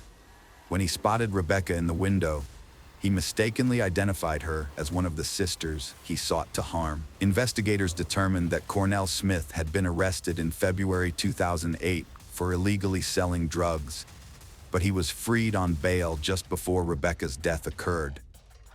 He subsequently sought revenge against the sisters, whom he mistakenly blamed for his arrest. By 2012, Anthony White had shared his information with investigators, but Cornell Smith was already serving a 12-year sentence for selling illegal drugs, a conviction he received 2 years prior. Following White's testimony, Smith was subsequently charged with Rebecca's murder, despite his denial of any involvement. However, before Smith's court appearance, the prosecution team received a severe blow. Their key witness, Anthony White, had died in prison. This was a significant setback because, aside from White's testimony, there was no physical evidence directly linking Smith to Rebecca Payne's apartment. Hoping to finally bring Cornell Smith to justice, investigators pored over his court file on drug trafficking and were shocked to discover incriminating letters he had written to the presiding judge. In these letters, Cornell Smith came across as arrogant, looking down on others. Although some of the letters made no sense, one of them contained a crucial piece of evidence that would ultimately be his downfall. It's noteworthy that it's unclear why these letters went unnoticed earlier, especially since they were addressed to the judge. In one of the letters, Smith wrote in anger about an earlier altercation that had taken place downtown Boston. This letter described an event that ultimately led to the unfortunate death of Rebecca Payne at the hands of Cornell Allen Smith Sr. Notably, the letter confirmed that Smith was in her apartment at the time of her death. The trial of Cornell Smith took place in 2015. Throughout the proceedings, from the start of the trial to the sentencing, the district attorney maintained that Rebecca Payne was an innocent victim who had no involvement with Smith or Balba. Over the course of the trial, Smith went through 3 lawyers.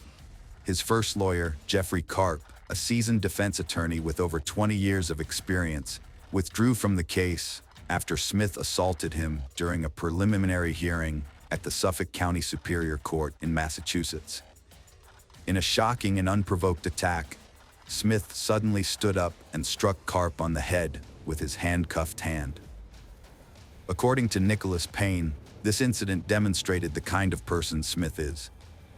Notwithstanding the assault, Karp declined to press charges against Smith, leaving it to the judge to appoint a new attorney to represent him.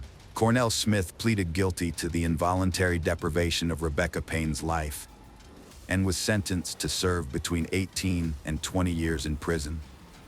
Before passing sentence, the judge instructed Smith to turn and face Rebecca's friends and family, telling him that they represented the pain caused by his actions. In memory of Rebecca, her hometown has named its local tennis courts, a garden, and a National Athletic Trainers Association scholarship fund after her. Her father, Nicholas Payne, said they wanted to ensure she would not be forgotten.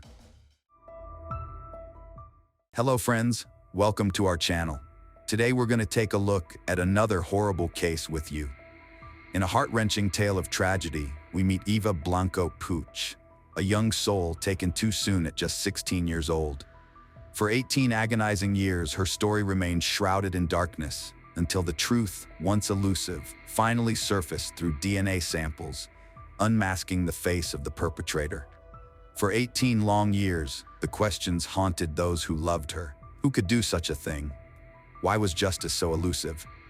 But the memory of Eva's radiant spirit never faded, as it was for Eva etched in the hearts of those she left behind. And thus, the relentless pursuit of justice for their loved one never ceased.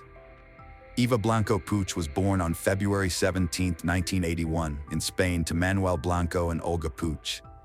By 1997, the couple was living a quiet and peaceful life, having already settled in Aldehuela, a small municipality of Madrid that was well away from all the bustle of the capital, together with their 3 daughters, Eva, Rebecca, and Maria. Eva, among her closest companions and beloved kin, was often portrayed as a rather quiet girl, yet exuded an enchanting air of mirth and dependability, and was an absolute delight to be around. She also thrived in the realm of athletic pursuits, with her passion for sports illuminating her days with unbridled joy. At school, she found herself embraced by a multitude of admirers for her magnetic charisma and warm-hearted nature that knew no bounds. Eva always set a good example for her younger sisters, and being a responsible girl, she did not give her parents great displeasure as she complied with all the rules that they dictated, with one of them being the curfew that they had always set for her. However, on this fateful day, things did not go as planned. On the afternoon of April 19th, Eva and her friends were playing tennis, enjoying the carefree moments that only youth could offer. But little did they know that this seemingly ordinary afternoon would take a dark and harrowing turn. As the sun dipped below the horizon, being a Saturday, they decided to go to a local disco to cherish their unbreakable bonds of friendship and spend more time with each other, extending it into the late night. Eva had already asked her mother for permission to extend her curfew slightly, and Olga, seeing that her daughter had always been responsible, rewarded her as they agreed that by midnight she should already be back home. The clock struck 11:30 p.m., and little by little, the group bid their farewells, heading home. Among them was Blanco, whose journey home would unfortunately lead her into the shadows of mystery. Accompanied by her friend, Eva ventured towards a vacant lot that served as a shortcut to her home. It was a path she had walked countless times before, but destiny had something else in store for her. At around 11:45 p.m., they parted ways as Blanco took her familiar path through the dark, vacant lot, with no inkling that it would be their last goodbye. As midnight approached, Eva's mother grew restless, her heart burdening with worry as her daughter failed to arrive home. She reached out to Eva's friends, hoping for any clue to her whereabouts, only to be told that everyone had already parted ways, and Eva should have already arrived at home by then.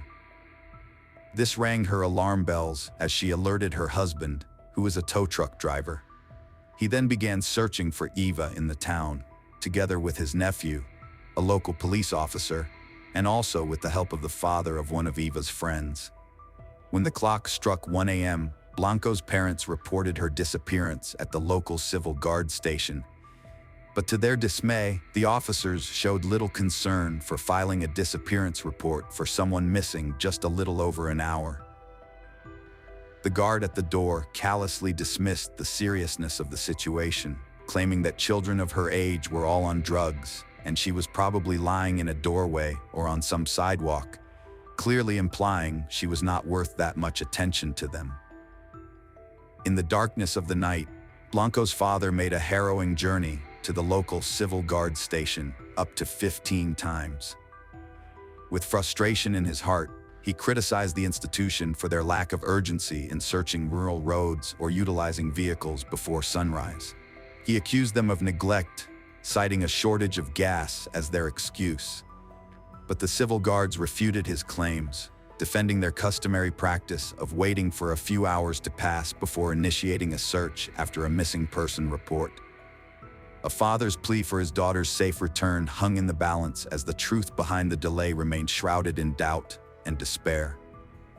As the night deepened, the frantic search for Blanco commenced at 2:30 a.m. Her family, friends, and authorities scoured the streets of the town and the surrounding area, but the civil guard had not yet filed an official missing person report.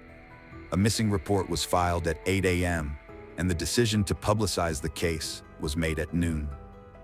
Blanco's family reached out to the regional TV station Telemadrid, imploring them for help.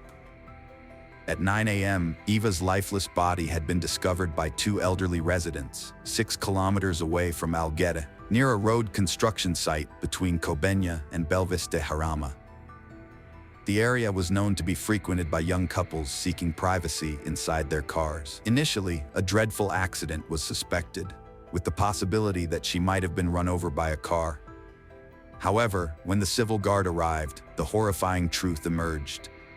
Blanco, lying face down on the ground, had been mercilessly stabbed multiple times while desperately trying to escape her assailant. The clothes she wore on the day of her disappearance, a pair of jeans, a dark sweater, and mountain boots, clung to her lifeless form, with only one sleeve of her jacket missing, hinting at a sinister struggle. The investigators believed that both Blanco and her killer had arrived at the scene in a vehicle, but heavy rain during the night had erased any tire tracks or crucial forensic evidence. Despite the challenging circumstances, the investigators discovered faint footprints from Blanco and a foreboding clue of footprints of a man wearing size 42 moccasins, providing a faint glimmer of hope in their pursuit of justice for the innocent soul lost. The civil guard notified Blanco's family of the discovery at 3:30 p.m. The news caused commotion in the town of just 12,300 people at the time, with no recent instances of violent crime.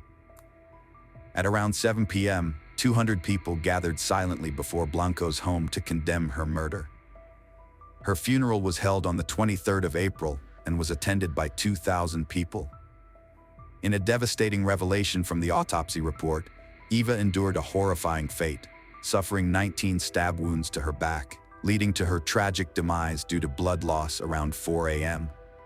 The murder weapon, a Navaja-style knife between 8 and 10 centimeters long and 1 centimeter wide, became a terrifying instrument of her torment.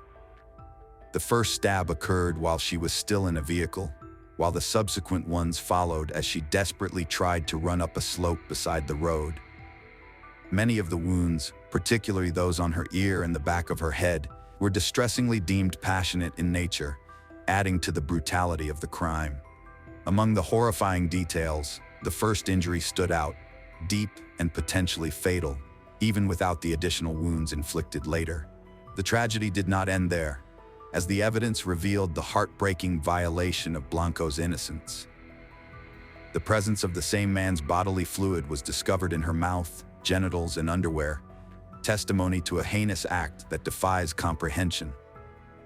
The discovery of a red fiber in her mouth, identified as common car upholstery by the Catalonia Textile Museum and Documentation Center, confirmed that Blanco had been in a vehicle after her abduction. These shocking details painted a heart-rending picture of the unspeakable pain and suffering endured by this innocent soul in her final moments. Due to the body being found dressed and showing no apparent signs of violence, both the coroner and officers initially speculated that the sexual encounter may have been consensual, leading to a fatal altercation afterward. In stark contrast, Eva's grieving parents firmly believed that their daughter had been abducted, sexually assaulted at knife point, and then murdered to prevent her from seeking justice for the heinous act. The civil guard anticipated that the case would be closed after a short investigation, with their prevailing theory pointing towards a single individual known to Blanco. Allegedly, this person approached her in a car, offering a ride that she accepted, leading them to the secluded construction site, a well-known lover's lane, where the tragic events unfolded. Blanco's ex-boyfriend, residing in Fuente El Saz, who had recently separated from her, became an initial suspect, but he was cleared following police questioning. Subsequently, the focus of the investigation shifted towards adult men known to Blanco's family, individuals that she might have trusted to board their vehicle. As the investigation progressed, the case proved to be more intricate than initially thought, and the likelihood of a stranger's involvement could not be ruled out. Blanco's close acquaintances vehemently maintained that she would never willingly enter a vehicle with someone she did not know, leading them to believe that she had been coerced into the car under duress. Further complicating matters, several residents connected the incident to a suspicious blue vehicle observed in the area at around 12 a.m. One of the car's occupants was described as a fair-haired male, estimated to be roughly 20 years of age. Unfortunately, nobody thought to write down the car's license plate number, which could have been an essential piece of evidence in the investigation. The discovery of an unidentified male bodily fluid on the young woman's body and clothes during the investigation was concealed from Blanco's family and the public, as the officers secretly collected DNA samples from her male relatives and acquaintances to compare with the fluid's DNA.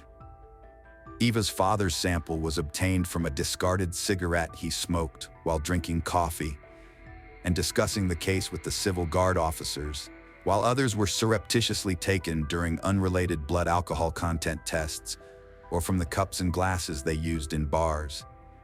Despite not finding any matches, the civil guard remained steadfast in their belief that the perpetrator was an adult male residing in Al-Hit or a nearby town. The pursuit of justice continued in the shadows while the heartbroken family yearned for answers that instead created more questions. 8 months after the tragic incident, Blanco's mother found in her daughter's room 2 hidden notebooks that were labeled 95 to 96 and 96 to 97. Within these pages, Blanco had meticulously chronicled her daily experiences until the day of her murder. The entries predominantly featured the names Eva and Miguel, referring to her ex-boyfriend, written repeatedly in various pen colors. However, just 2 pages before the final one, the names Eva and Miguel were replaced with Eva and 34310. Despite numerous efforts to decipher the significance of the number, all attempts proved futile. Speculations surrounding the number range from it being related to the phone code of Spain, which is 34, and the postal code of the town, which is 110, to yet again being associated with a pager number from a Coca-Cola promotion. At that time, the mystery of the number remained unsolved, leaving Blanco's loved ones and investigators haunted by the enigmatic clue. Upon learning that his DNA had been compared to the fluids found in his daughter's body and that he had been excluded as a suspect, Blanco's father initiated a campaign to rally other residents of Al-Hiti for voluntary DNA samples to aid in apprehending his daughter's killer. With the support of Mayor Jesus Herrera Fernandez, an official announcement was made in November 1999, urging all male residents over 16 years old, estimated to be 5,000 individuals, to voluntarily provide their hair or saliva samples. However, Spanish judicial organizations unanimously rejected the proposition, deeming it simple-minded, disproportionate, useless, and potentially stigmatizing for those who chose not to provide their DNA without a court order, which was their legal right to do so. They also believed that the culprit would obviously not volunteer to provide their sample. Nevertheless, Blanco's father managed to collect 2,013 samples from the residents of Al-Het and nearby towns, depositing them at the local courthouse until further decisions were made. The examining magistrate of the case sought a report from Madrid's chief prosecutor to assess the legal feasibility of such tests. The response that was issued on March 30th, 2000, emphasized that testing should be limited to individuals who could be considered suspicious based on the investigation rather than merely volunteers. Consequently, only samples from 45 people were tested, including 12 relatives from Eva's father's and mother's sides, her acquaintances, and individuals with a prior criminal record, with a particular focus on cases involving sexual misconduct and knife violence. The search for justice persisted amidst the legal complexities and the never-ending determination of those who sought the truth behind Eva's tragic fate. Despite the case hitting a standstill, the homicide group of the Civil Guard remained resolute, never allowing it to fade into oblivion. Over the years, each new member and commander took it upon themselves to revisit the case file, hoping to bring a fresh perspective. The investigation expanded beyond borders, with information sought from various law enforcement agencies, including the Ertzaintza and the FBI. A DNA specialist from the University of Santiago de Compostela re-examined the evidence, revealing that the DNA belonged to a man of non-European descent. Over the years, the number of individuals investigated soared to 1,503, including 208 men from Alget and neighboring towns who voluntarily underwent DNA testing, even encompassing criminals on leave during the time of the murder. A new examining magistrate allowed the opening and checking of the 2013 envelopes containing the names of the volunteers from 1999, but not the testing of all DNA samples. La Sexta's investigative show, La Sexta Columna, aired an episode about the case titled Ava, a Cold Case, on April 26, 2013, that featured interviews with Blanco's loved ones and experts. Psychologist and criminologist Vicente Garrido proposed the theory of a stalker as the likely perpetrator, challenging the civil guard's secret boyfriend hypothesis. The lack of defensive wounds suggested threats, and the criminal could be of low intelligence, uneducated, and emotionally immature, given that he was seeking intimacy with a teenager instead of a woman his age. He might have had no family, as they would have noticed his late-night activities, and the possibility of him continuing his crimes elsewhere or being in prison for other attacks was considered. Following the program's broadcast, a woman came forward to authorities reporting that she had seen a suspicious man at the road construction site around 8 a.m. before Eva's body had been found.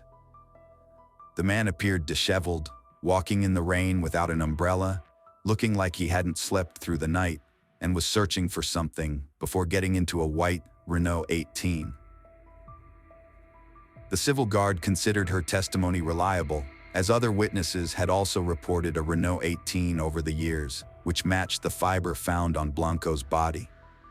On October 28, 2013, a facial composite of the suspect, made in collaboration with the new witness, was released. The man was described to be between 35 and 40 years old in 1997, around 1.7 to 1.8 meters tall, corpulent with his weight between 75 to 80 kilograms, with short spiky brown hair, a square and hardened face, and dark sunken eyes. He was said to be dressed in a white shirt and a V-neck sweater, and he drove a white Renault 18 with red upholstery. To gather clues, a confidential phone number and email address were set up, resulting in 100 emails received by January 1, 2014. By the end of 2013, a breakthrough in the investigation revealed that the DNA from the fluids pointed to a man of North African descent. The civil guard petitioned the 300 North African men who lived in Algete in 1997 for voluntary samples. A former neighbor of Blanco's, now residing in southern France, shared a remarkable genetic match with the killer, indicating a possible sibling relationship. Further analysis of a brother living in Murcia, who had never lived in Algete, yielded an identical match, leading to a European arrest warrant for the third brother, Ahmed Chel Gersh. On October 1, 2015, Ahmed was apprehended outside his workplace in Villeurbanne, France, in a joint operation involving the civil guard and the French gendarmerie. Ahmed Chel Gersh, born on March 1, 1963, in Taza, Morocco, was 34 years old at the time of the murder.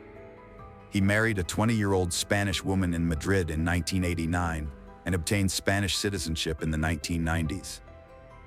They went on to have children, and at the time of Blanco's murder, Chel's wife was 5 months pregnant. They never appeared as residents of Algete since they lived in a caravan provided by Chel's employer at a plant nursery where he worked as a delivery man. Their residence, located next to the Puente del Retamar road, was approximately 4 kilometers away from the crime scene. In 1999, the Chel family moved to France, where, although they continued to be listed as married in Spain, they had separated amicably. Chel remarried to a 24-year-old Moroccan student in Villeurbanne in 2003, settling in a village approximately 20 kilometers from the Swiss border, and went on to have children as well. In France, he worked as a welder for a farm machinery company, but his relationship with co-workers was reportedly troubled. When confronted with the DNA evidence, Chel claimed that 2 unidentified men brought him to Blanco's body and forced him to touch himself over her body. However, his ex-wife contradicted this account by informing journalists that Ahmed had actually gone out with his brothers, as they often did during the weekends. She revealed that one of the brothers had disclosed that they were at the same disco as Blanco and had spoken to her after she argued with her ex-boyfriend. While Blanco initially left the disco with the brothers, she returned inside with her friends around 11 p.m. Surprisingly, Chel's ex-wife stated that neither she nor the brothers had ever been interrogated by the police or the civil guard during the investigation. While she denied any mistreatment by Chel, she later admitted to his aggressive behavior when under the influence of alcohol. Descriptions from former co-workers and female customers portrayed him as unsociable, aggressive when drunk, and inappropriate towards women. Blanco's family had minimal interaction with Chel's brothers at most and had never even met Chel himself. On October 5, 2015, Chel attempted to harm himself in his cell, but agreed to be deported to Spain for trial 2 days later. At the preliminary hearing on October 13, he declined to make a statement but provided a DNA sample. Charged with murder, sexual assault, and illegal detention, he was held in Soto del Rio prison pending trial as the DNA testing confirmed his involvement. On October 19th, Chel's defense unsuccessfully requested his release pending trial, arguing a lack of evidence besides DNA and that the civil guard's hypothesis over the past 18 years suggests that Eva willingly got into a car with someone she knew, engaging in consensual intercourse before her tragic death. Therefore, they believed that there was no sense in charging Chel with sexual assault. Due to the idea of Blanco willingly accepting a ride from the Moroccan, given her friend's assurance that she would never get into a car with a stranger, also made them believe he had no involvement. Chel's lawyer argued that Blanco would never willingly associate with the Moroccan due to alleged neo-Nazi sympathies evidenced in her diaries, linking her to the investigation's early focus on the neo-Nazi group, Bases Autonomous. Chel's first wife sparked another conspiracy theory during an interview with TVE's La Mañana, suggesting the involvement of several people known to the Chel family and hinting at those responsible for the murder. She claimed that Chel returned home between 10 o'clock and 11 p.m. that night, citing her pregnancy as the reason he wouldn't stay out late. According to her, he mentioned being mugged by some boys but didn't report it due to fear. In January 2016, prison psychiatric support lifted the anti-suicide measures from Chel, who claimed he was forced to pleasure himself on Blanco, denying any penetration, but was unable to explain how his bodily fluid was found in her genital area. On January 29, 2016, Chel was discovered dead in his cell, having taken his own life by hanging himself with his shoelaces. The prosecution was officially concluded on February 15, 2016. Eva's family, while finding some closure in knowing who had murdered their daughter, felt disappointed that he did not face the consequences for his wicked deeds, but believed that justice would hopefully be served in the afterlife. Eva Blanco Puig had dreams of becoming an architect and had a passion for drawing. She was an ardent fan of Bon Jovi and also African music. Her sensitivity and sincerity created strong bonds with her friends, and her strong laughter became a defining trait of her personality. She was a responsible and caring older sister, always setting a positive example to her younger sisters. The story of Eva Blanco echoes through time, a story of loss, pain, and the relentless pursuit of justice. As we remember her, we also remember the strength of a community united, seeking answers and closure for the young girl whose life was taken too soon.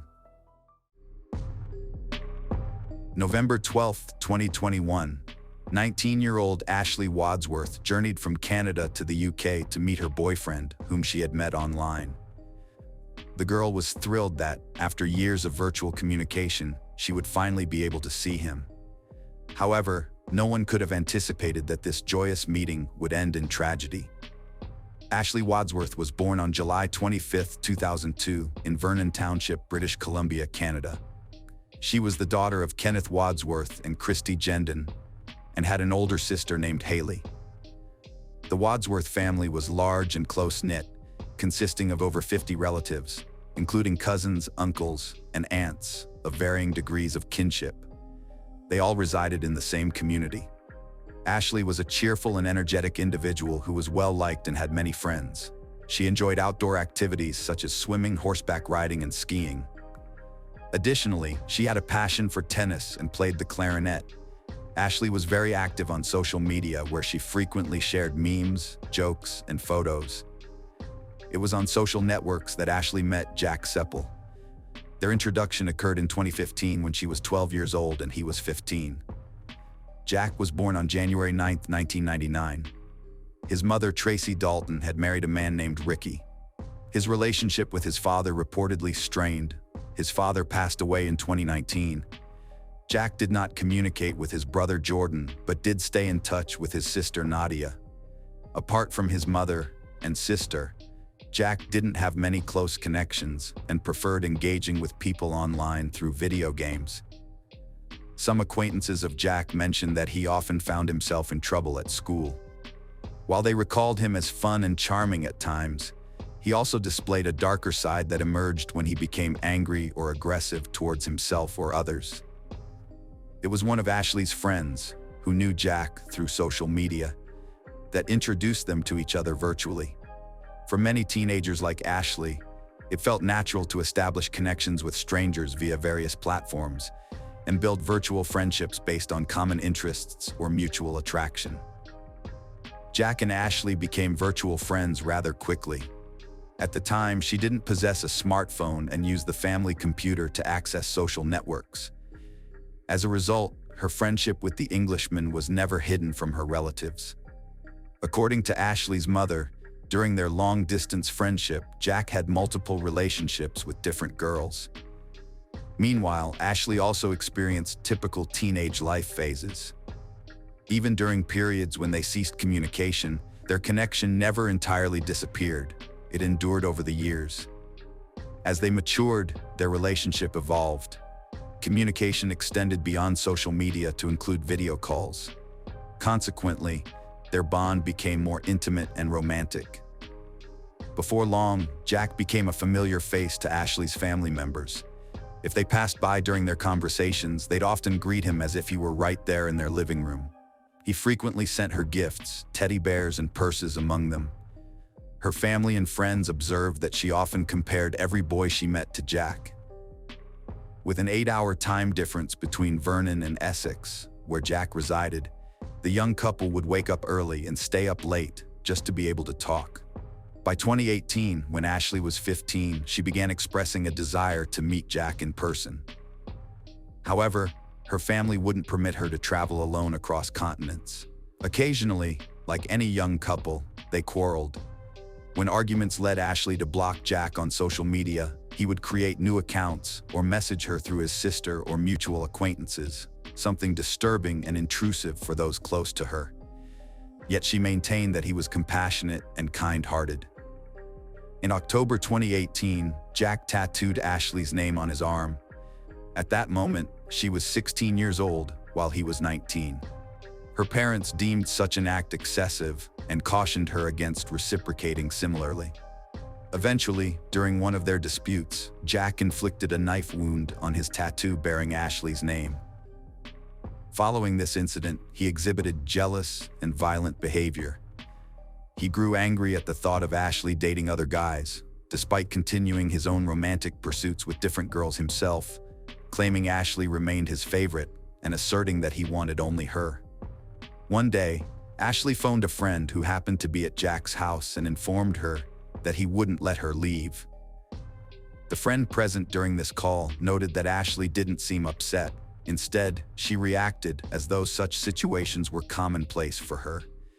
She simply asked Jack to stop acting erratically around her parents about it. However, she did tell her friends, who insisted that she cut off all contact with him. Despite the guy's frequent fights and problematic behavior, the couple always reconciled. Ashley was only 18 years old and had known Jack her early teens.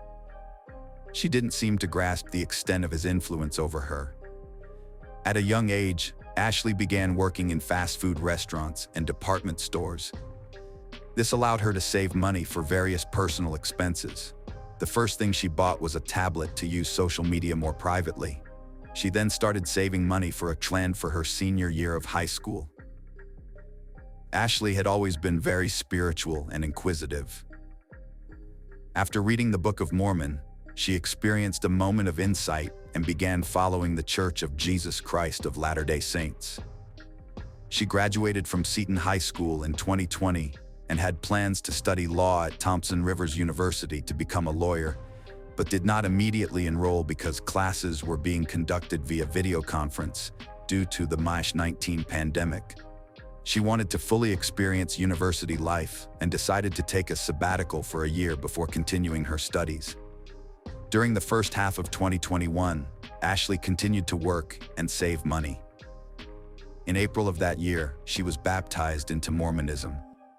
Always bold and determined, Ashley decided to travel to the UK to meet Jack in person and spend his birthday with him. Her parents and friends weren't pleased with this decision, but nothing could stop her since she had her own money and was of legal age.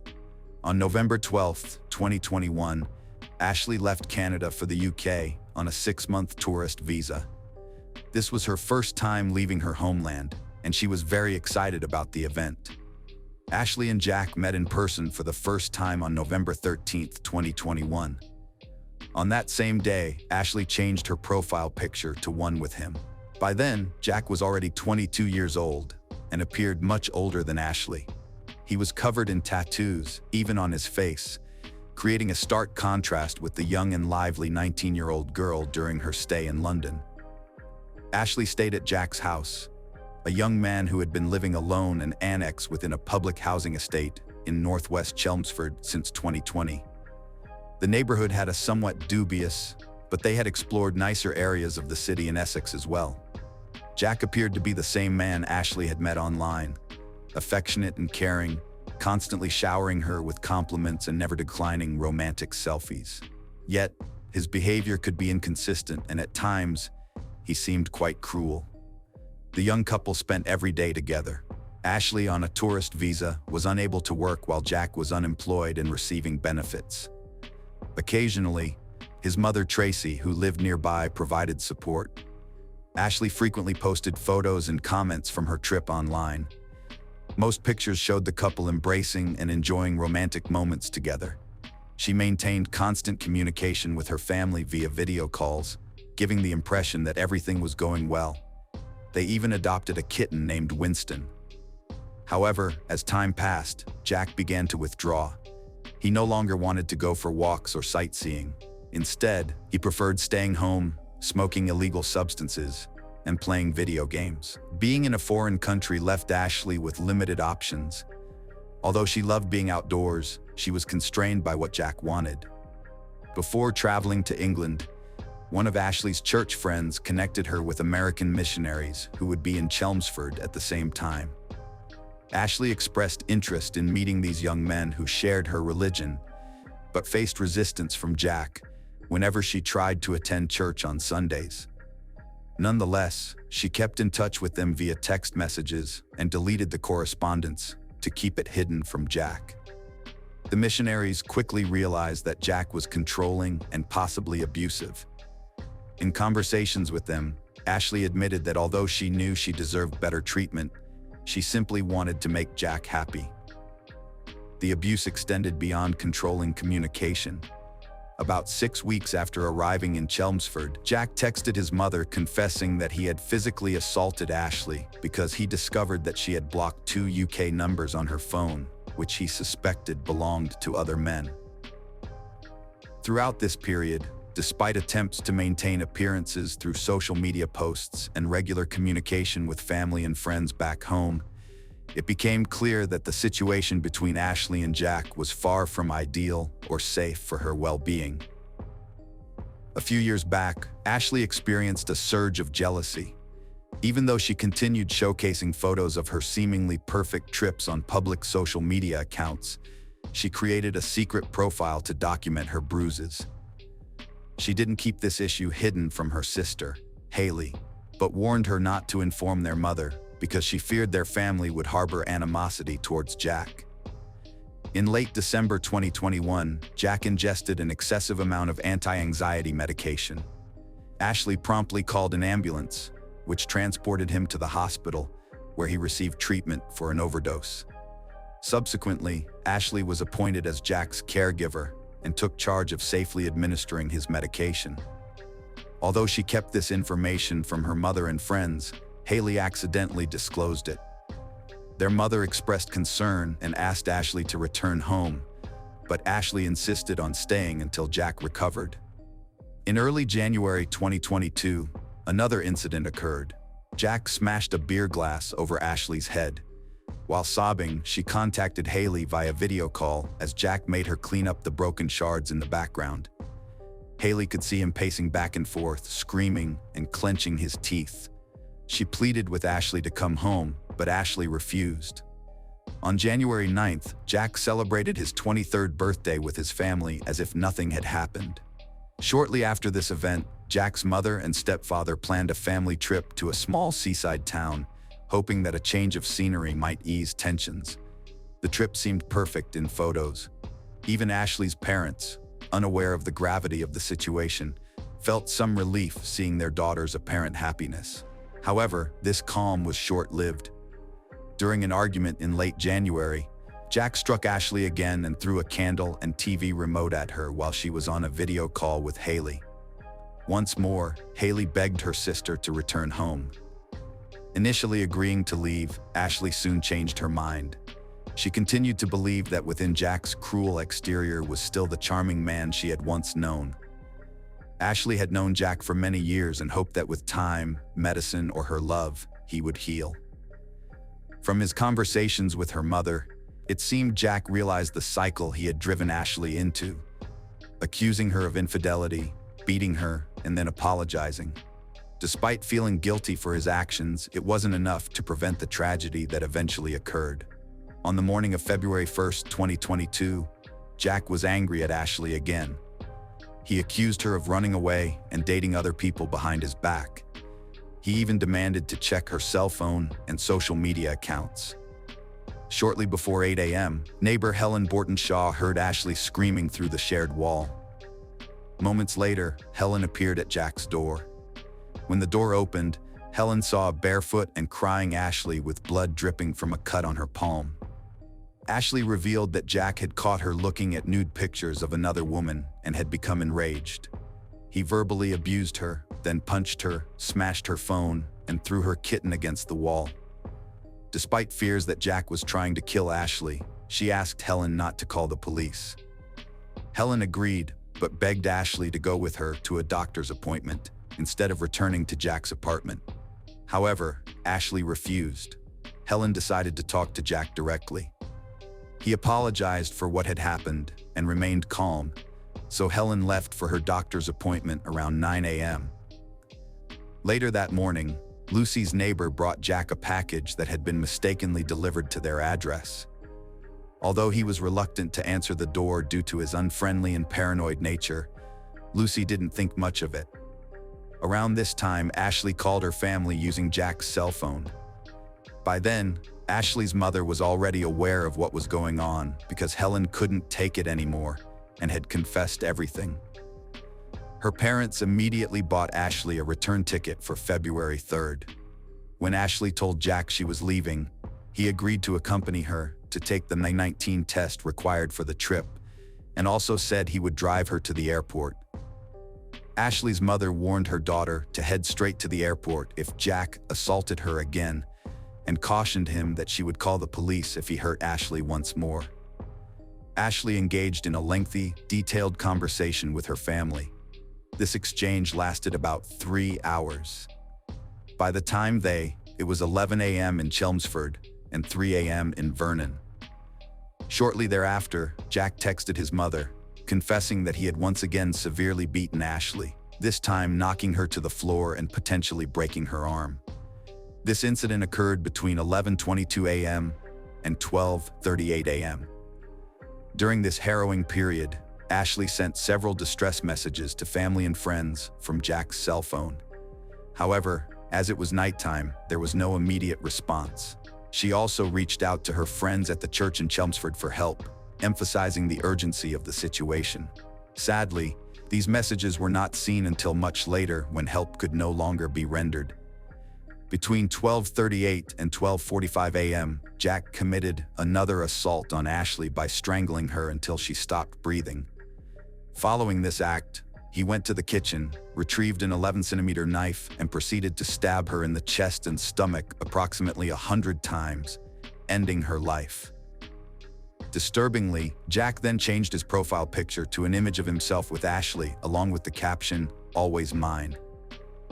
Adding to this grim scenario, Jack recorded a video message addressed to Hala, where he expressed his love for Ashley, apologized, but stated that he couldn't let her go. He claimed his mental state was unstable. The video, which remained unsent, included footage of Ashley's body beside him. Meanwhile in England, Ashley's family awoke in Vernon and discovered the numerous messages Ashley had sent them throughout the night. Acting quickly, they contacted Jamie Ashworth, a Mormon friend located in Chelmsford, and requested intervention. Jamie, along with Tyler Borden, another church member, went to Jack's apartment but received no answer upon knocking on the door.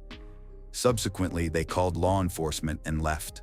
At nearly the same time back in Vernon, Ashley's best friend observed unusual activity on Ashley's social media accounts despite being aware of recent events, prompting immediate concern and suspicion. She sent a desperate message seeking confirmation. However, Jack, pretending to be Ashley, replied under false pretenses stating he needed help passing a MAISH-19 test, but that assistance was no longer necessary. Messages from concerned family members and friends continued pouring into Ashley's inbox despite all avenues being tragically exhausted by then. Jack disregarded everyone's pleas. They were all eager to hear from her. Eventually, Jack contacted his sister, Nadia. When Nadia answered, he confessed to killing Ashley and even showed her the body. This occurred around 4:13 p.m. When the police arrived at the apartment in response to Jamie's call, it only took them 10 minutes, but it was already too late. Officers arrested Jack immediately, finding him covered in blood. He informed them that he had experienced a psychotic episode and confessed to the crime on the spot. Jack was subsequently sent to Chelmsford Prison, with the trial scheduled for September 7, 2022, at Chelmsford Crown Court. A toxicology examination revealed only traces of light illicit substances and a small quantity of anti-anxiety medication in his system. According to a psychiatric assessment, the defendant was deemed fit to give evidence and stand trial. The case against Jack was strong and included a videotaped confession. He pleaded guilty right away. The judge told him there could only be one sentence: life imprisonment. During the hearing at Chelmsford Crown Court, presided over by Judge Edward Murray, prosecutor Simon Spence disclosed details of Jack's criminal history dating back to his teenage years. It was then that Ashley's parents learned more about their daughter's boyfriend. Jack had been involved in legal troubles since 2014, having faced multiple arrests for stalking a girl, kidnapping, unlawful confinement in a home, and violent assault, along with restraining orders from both his mother and girlfriend. Ashley's parents were devastated upon learning about the criminal past of the man who had taken their daughter's life. During the hearing, both prosecution and defense discussed a letter Jack had sent from prison to Ashley's family, expressing remorse for his actions. After deliberation, Judge Murray allowed this letter to be released publicly on grounds of open justice. In this letter, addressed primarily to Ashley's mother and sister Haley, Jack acknowledged that nothing could return Ashley or alleviate their pain. He expressed deep regret for his actions and recognized that his mental state had significantly contributed to the tragedy. He also mentioned that he had openly discussed his mental health issues with Ashley. At the conclusion of the trial, Jack Sapple was sentenced to life imprisonment with a possibility of parole after 23 years. In 2012, at the Summer Olympics in London, the star of a young Puerto Rican boxer, Felix Verdejo Sanchez, shone brightly. He was called a diamond, one of the most promising athletes of his country. He was predicted to win titles and gold medals. Then it seemed to everyone that this talented and motivated young man will reach fantastic heights in sports. In 2021, the name of the boxer again traveled all the world's media, but this time fell into the section of criminal chronicles. This story is about a teenage attachment that grew into a kind of addiction and led to a terrible tragedy. and also about how the author of the main knockout of 2014, who was praised and promoted by two-time Olympic champion Vasyl Lomachenko, almost received a death sentence, but eventually went to prison for life. It is noteworthy that despite the presence of irrefutable evidence and confessions of the boxer's accomplice, he himself to this day refuses to plead guilty. The future star of world boxing was born in the Puerto Rican city of San Juan in 1993 on May 19th. He grew up in a rather modest large family and from an early age was fond of port. True, in childhood, he planned to connect his life with baseball, but his further fate was determined by a funny incident. When the boy was 9 years old, a family friend came to visit them with his son of the same age. The boys were playing in the yard, but suddenly quarreled and a fight broke out. Parents separated the children, and the father of the future athlete noted that if he wants to fight with someone in the future, let him wear boxing gloves. After that fight, Felix, at his request, was taken to a local gym, where the boy, as he later admitted himself, from the first training session fell in love with boxing. At the age of 16, he won the Pan American Junior Championships. A year later, he won his country's championship, and a year later, he went to the Olympic Games in London, where he reached the quarterfinals. In the same year began his brilliant career in the professional ring. In total, Verdejo had 29 fights, gaining 27 confident victories, and in 2014 he was recognized as the author of the best knockout in the fight against Sergio Villanueva.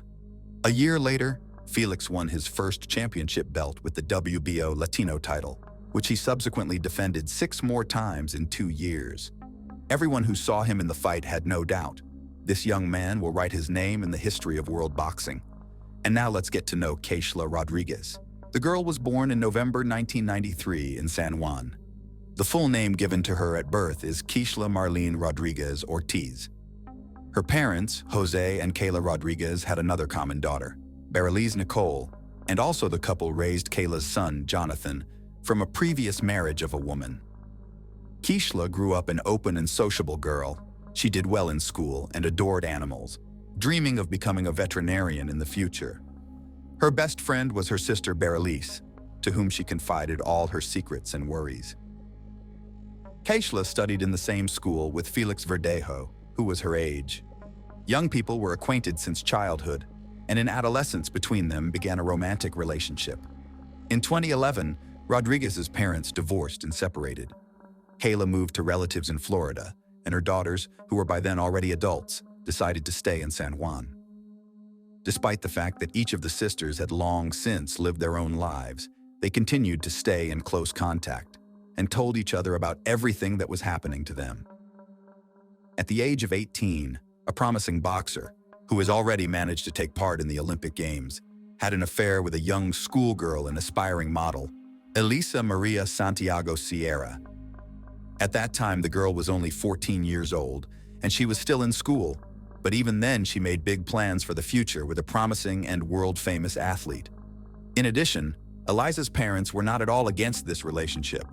Attractive and talented Felix, who has always had a lot of fans, becoming a boxing star, literally bathed in the rays of fame and was surrounded by female attention.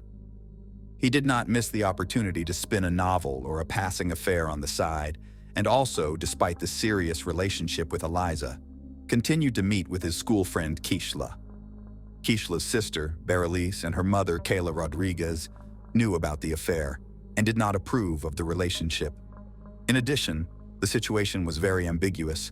On the one hand, Eliza considered herself the only woman and great love of the athlete, was preparing for the wedding, and made far-reaching plans for their joint future.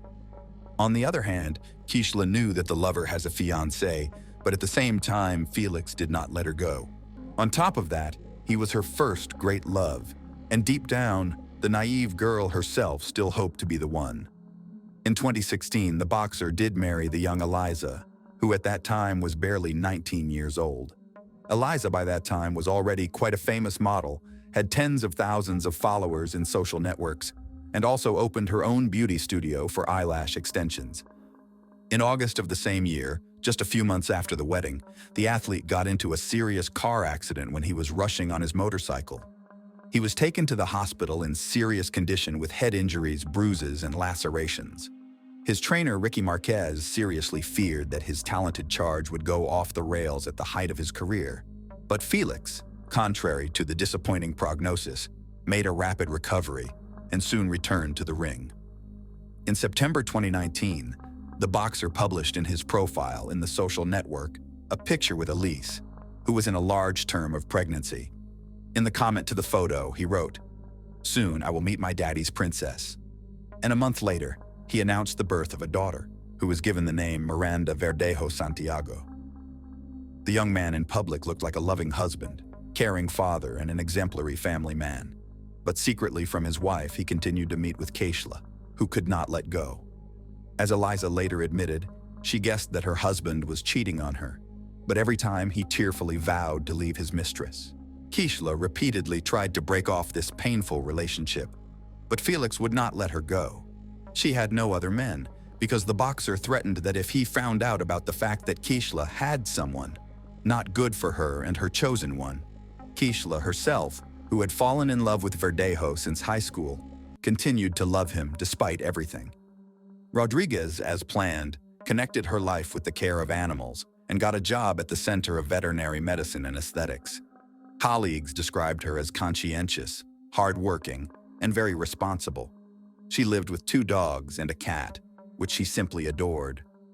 In 2020, Eliza discovered the correspondence of her husband with several mistresses, including Keishla. The wife gave her husband a scandal and threw him out of the house, threatening that she would file for divorce and forbid him to see his daughter. Eliza's threats had an effect. In addition, in the career of the athlete at that time, there was a serious decline and unnecessary problems where he did not need. For a while, he really stopped seeing Rodriguez, but Felix still did not let her go, trying to control almost every step Keishla. After a few months of secret visits resumed, and in April 2021, Keishla discovered that she was pregnant. She bought a rapid test at the drugstore, which only confirmed her fears.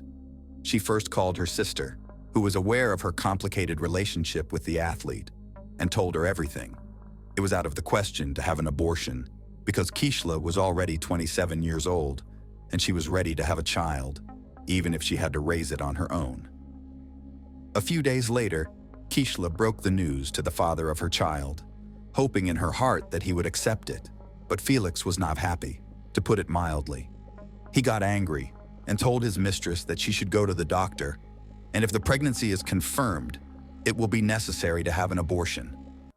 Naturally, Rodriguez answered him with a firm refusal, but the boxer began to threaten her and insist.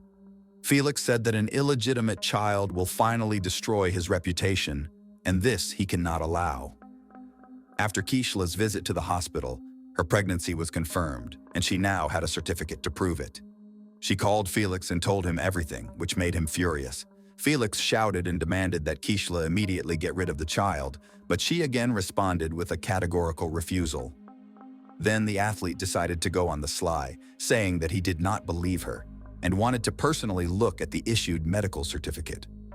He appointed Keishla a meeting in the evening in a crowded place, which did not surprise her because they always tried not to draw attention to themselves and did not get in front of anyone.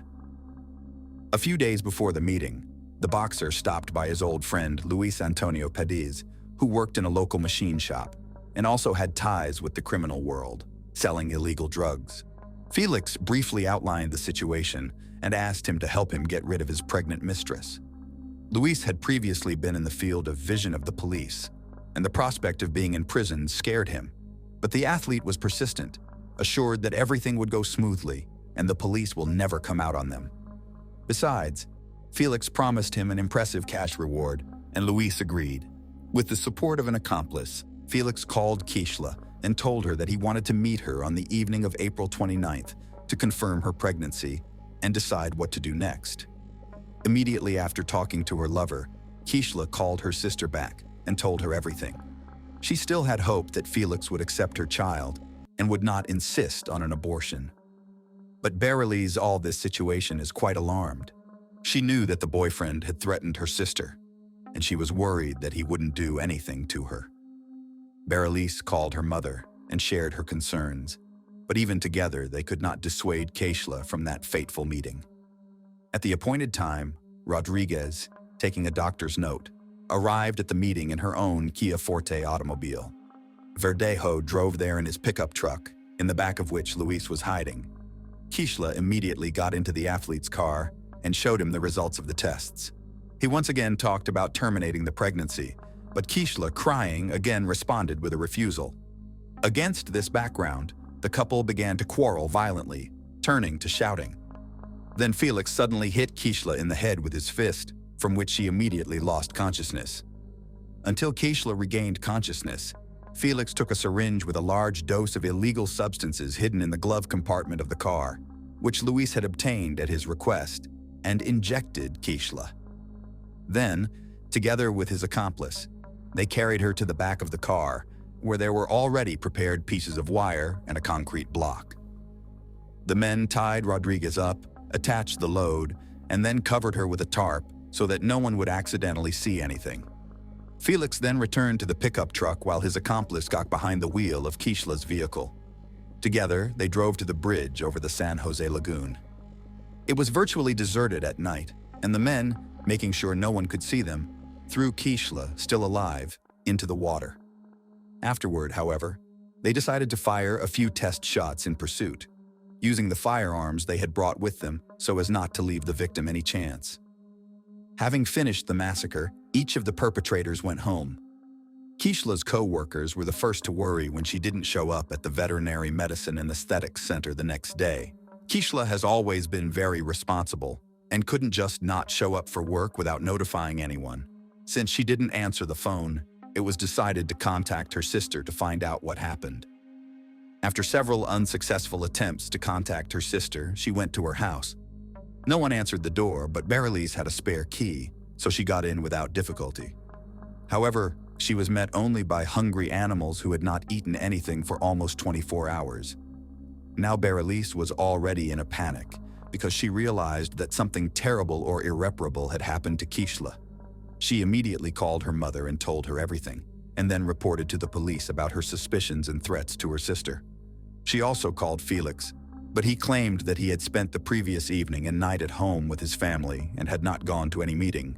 The missing girl's mother took the first flight from Florida to San Juan. She thought that her lover might have taken her daughter to a private clinic and paid for her to have an abortion without her consent. Kayla didn't even want to think about the fact that Keishla was no longer alive. The first thing to do was to question the missing girl's neighbors and co-workers, but they didn't notice anything suspicious and couldn't provide the investigation with any useful information. In parallel, messages about the disappearance of Rodriguez were posted on popular social networks with requests to respond to those who know anything about her fate or current whereabouts. The case quickly received wide publicity, and when it became known that the missing girl was in a long-term relationship with a famous athlete and was expecting a child from him, reporters literally lined up to interview any of Rodriguez's family members. The relatives did not hold anything back and spoke out about their suspicions, among other things, blaming Felix for the incident. On April 30th, Keishla's car was found abandoned on the east side of the city, with her documents and personal belongings inside. No signs of struggle were found in the interior, giving a faint hope of finding its owner alive. On May 1st, a passerby strolling on the bridge over the lagoon saw a strange shape resembling a human body in the shallow water. He reported his discovery to the police, who soon recovered from the water the body of a young woman, presumably the same one the whole city had been looking for several days.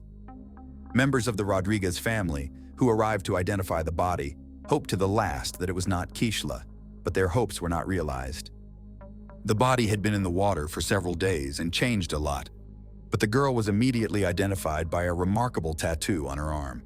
When news of the gruesome discovery hit the press, the residents of the city revolted and began to go out to spontaneous rallies, demanding punishment for those responsible. The same day, Verdejo was detained and taken to the police station for questioning, but the athlete categorically denied his involvement and claimed that on the night of Keishla's disappearance, he was at home with his family. As there was nothing to charge him, Felix was released on his own recognizance. One of the key witnesses was the athlete's legal wife, who at the first interrogation admitted that she was aware of his affair with Keishla, but that she had heard about her rival's pregnancy for the first time. On top of that, she did not confirm her husband's alibi, saying that he was not at home on the night of the murder. The first thing investigators did was check traffic surveillance footage on the way to the bridge from which Keishla was thrown. That's how they found Felix's pickup truck and the victim's car traveling behind each other. But the Kia Forte was clearly not driven by its owner. On the same day, the boxer's car was seized for examination, and in its body they found some hair of the deceased. Luis was the first to surrender to the police, promising to tell the whole truth in exchange for a reduced sentence. Felix was also taken into custody, but he refused to cooperate with the investigation, did not answer questions, and continued to deny his guilt, despite the presence of irrefutable evidence. A firearm was seized from Felix, which he used to shoot the victim from the bridge, and for which he had an official permit. Also, a cell phone check confirmed the fact that Felix, Luis, and Keishla were in the same location on that fateful night. Keishla's final farewell was on May 8th, and the funeral ceremony was all over the national news. It was a kind of action calling for the perpetrators of the tragedy to be punished to the full extent of the law, as well as an action to draw public attention to the problem of gender violence. The coffin with Rodriguez's body was brought to the cemetery not in a traditional hearse, but in a white carriage, over which white flower petals were thrown from the air. Many famous Puerto Rican natives, including show business stars, athletes, politicians, and public figures, have spoken out about the high-profile incident. Verdejo was charged with carjacking, kidnapping, premeditated murder, and the murder of an unborn child. All of these crimes together carried the death penalty, but the relatives of the deceased from the very beginning asked the court to elect a sentence of life imprisonment for the killer, so that he would suffer in captivity for the rest of his life. The hearing was repeatedly postponed due to the worldwide coronavirus pandemic, but in the spring of 2021, the trial was held in virtual mode. The court found that the crime was committed by a group of persons by prior conspiracy and with particular cruelty against a pregnant woman. It was possible to reconstruct the chain of events of that night and the details of the crime, mainly thanks to the testimony of Luis, who did not deny his guilt. He admitted that it was he who, at the request of a friend, got the drug for injection and also brought a wire and a concrete block to get rid of the body. But Felix continued to insist on his non-involvement in the case, although his words could not seriously affect the situation. By the way, the wife of the boxer, who acted in court as a witness, almost immediately after the arrest of her husband filed for divorce and tried to abstract from what was happening, focusing on the development of his business and raising a young daughter. According to some reports, not so long ago, Elisa Santiago remarried. Elisa herself admitted in an interview that she repeatedly received anonymous calls and messages with death threats, as well as death wishes to her and even Miranda. Many considered it was the spouse of the athlete as the organizer of the crime, but no evidence was found. In the summer of 2023, it became known that the jury, having familiarized itself with all the evidence and heard the testimony of all the witnesses, was finally ready to announce the final verdict. Felix Verdejo and his accomplice Luis Cadiz were found guilty on each of the charges against them. But despite this, the killers have not yet been sentenced. The next court hearing is scheduled for mid-November 2023. Most likely, both men involved in the deaths of Keishla Rodriguez and her unborn child will likely go to prison for life, with no right to ever leave prison. In June of 1995, it seemed like life couldn't possibly get any better for Mark and Donna Winger. The nuclear technician and his wife had been happily married for several years, and they had just adopted a newborn baby girl named Bailey. Donna was the oldest of three sisters in what they described as an incredibly close-knit family. The Dreschers grew to love Mark too. He was smart, Jewish. He was attractive and he was fun, Donna's sister Jenny Levin told the media. Donna just felt like she had found her person. After Mark and Donna Winger were married in 1989, he was offered a job, and the newlyweds settled in Springfield, Illinois. We always joked about the fact when one sister marries, that husband marries three sisters, Levin said. We shared our lives with Mark. Donna was working as an operating room technician and Mark was a nuclear engineer. Donna couldn't have been happier. The only thing she would have liked to was to have a child, her stepfather, Ira Drescher, said.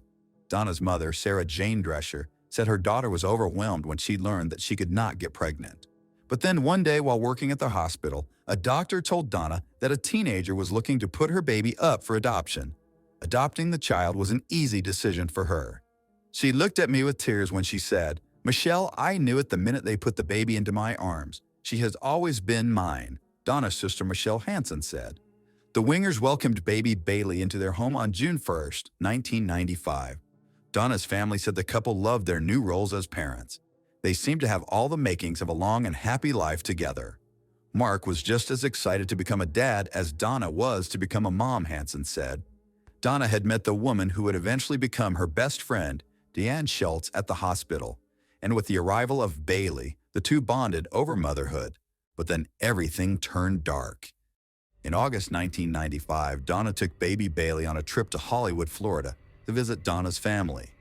Her mother had just dropped the two of them off at the airport and hired a driver to pick them up in St. Louis, Missouri, and drive them back to Springfield.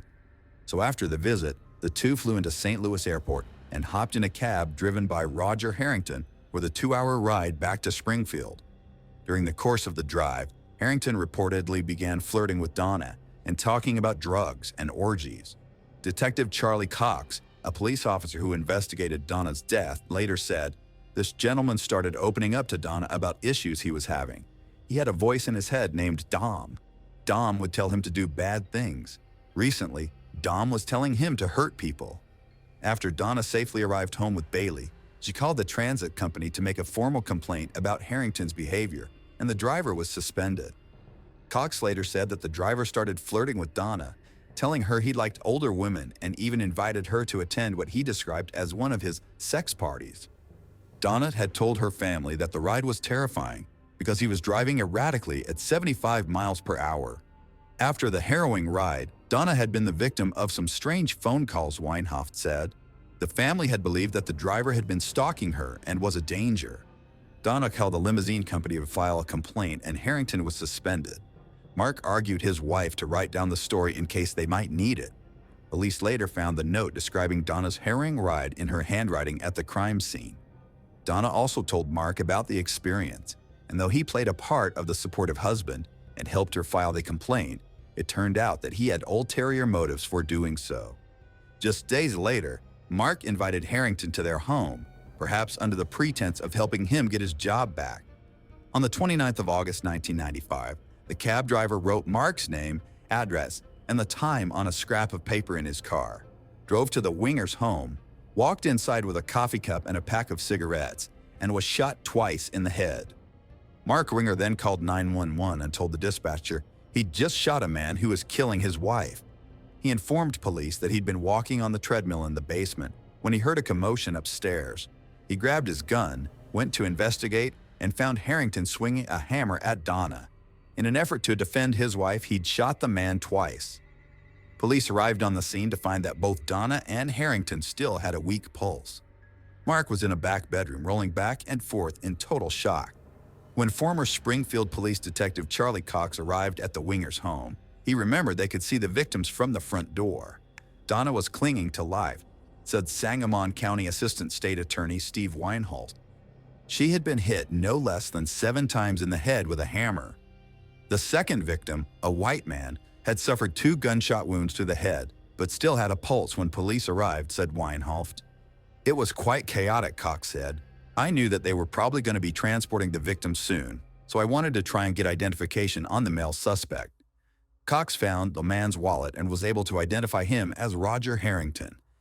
Police recovered a bloody hammer near the 2 bodies and found Mark's .45 caliber semi-automatic handgun, a yellow mug, and a pack of cigarettes on the same dining table. They also noticed that Harrington's car had been parked against traffic, facing the wrong direction.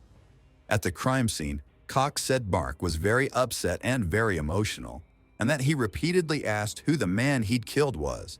Cox avoided identifying Harrington and tried to calm Mark down. As police combed through the scene, Mark asked police if the intruder's name was Roger. Cox confirmed that it was. Mark was shocked and he said, "Oh my gosh, that's the man who's been harassing my wife this week," Cox said. Cox, who was familiar with Harrington after he'd lived in a trailer park owned by Cox, believed Harrington might have snapped. I knew him as a very volatile type subject.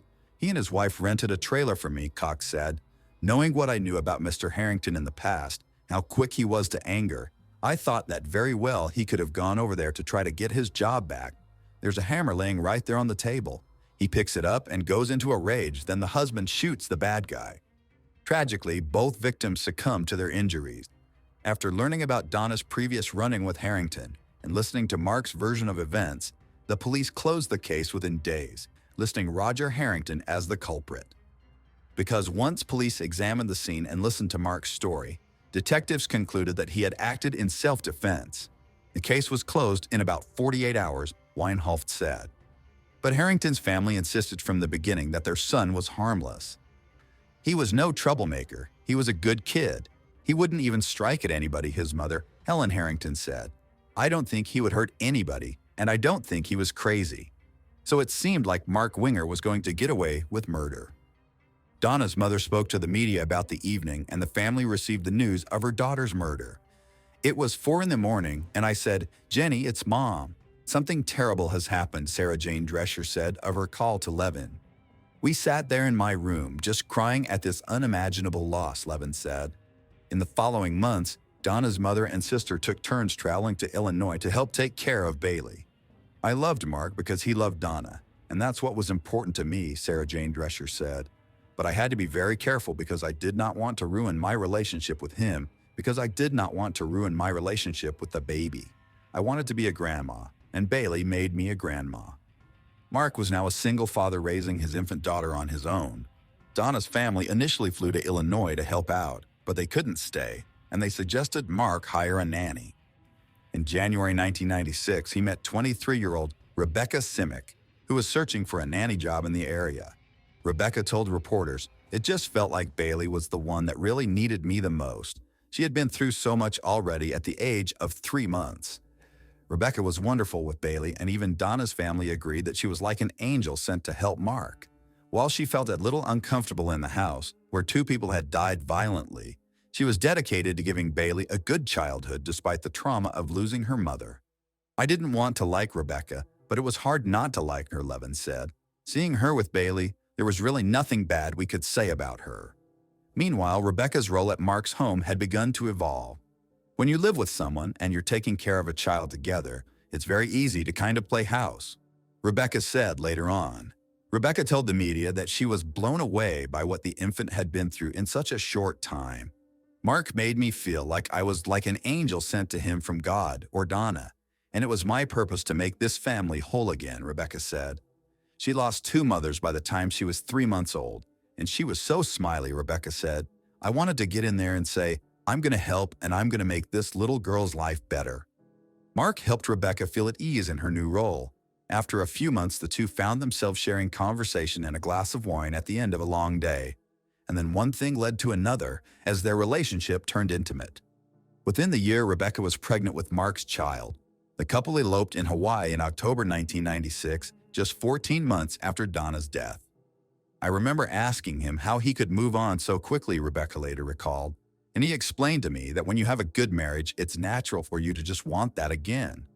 Rebecca said Mark had told her he wasn't able to have children, so she said she was very surprised when she found out she was pregnant with his child only months after moving in. "Obviously, I wasn't careful. It was just kind of a shock," she said. Mark, on the other hand, was thrilled, Rebecca recalled.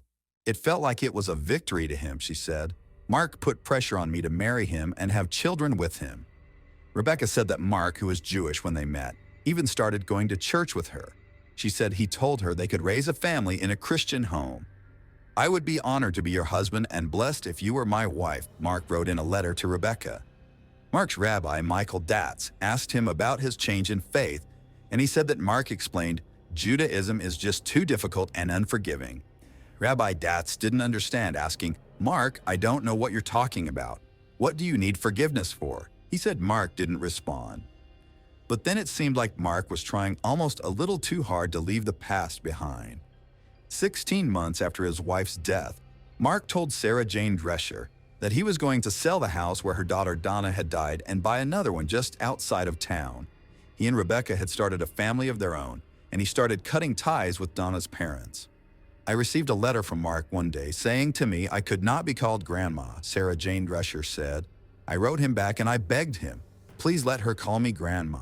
And he said, I'm sorry, there's no way I am going to allow her to call you Grandma, and that's the way it is.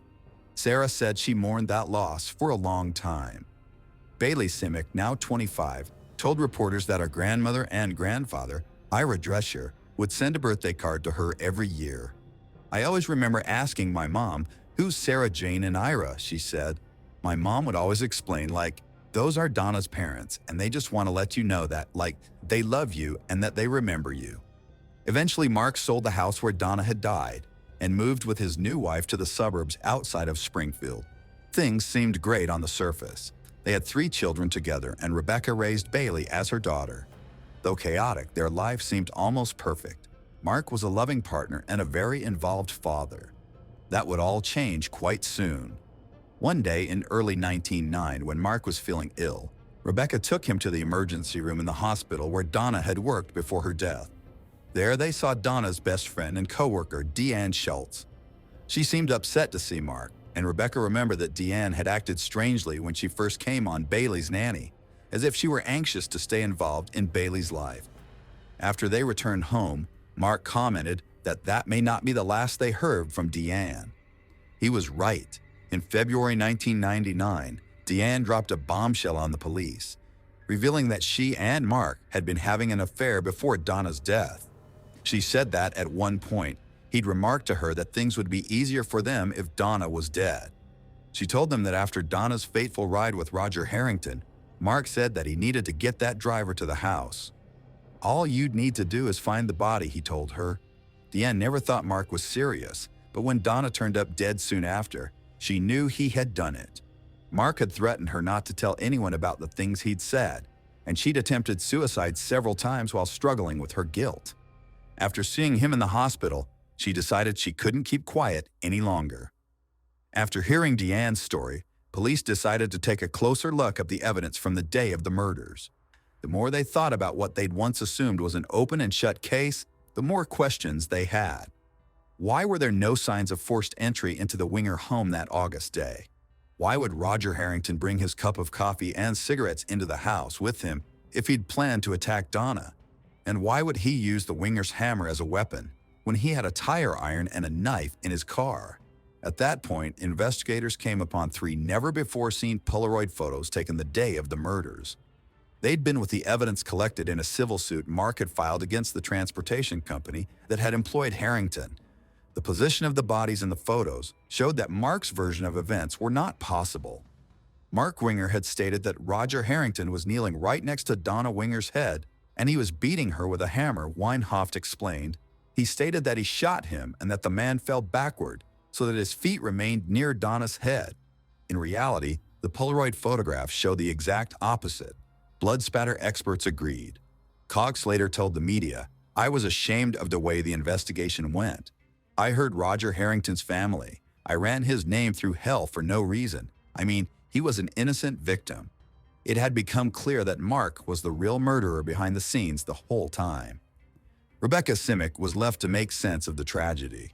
She had no idea what Mark was capable of, and afterward, she moved her 4 children out of Springfield to feel safer. While Mark had tried to keep Bailey away from Donna's family, Rebecca encouraged them to be reunited. We'd been hurt a lot by the same person, Rebecca said, but it didn't break us. Donna's family and Rebecca spoke to reporters about the horrific realization that Mark was a manipulative killer hiding behind the mask of a brilliant engineer and a kind, loving husband and father. In December 1999, more than 4 years after the murders, the Springfield State Journal-Register ran an article based on allegations in the civil lawsuit that Mark had arranged the murder himself and killed both his wife and Harrington. The allegations were based on a blood spatter expert hired by Bark Transportation in the case after the arrest of their employee Harrington.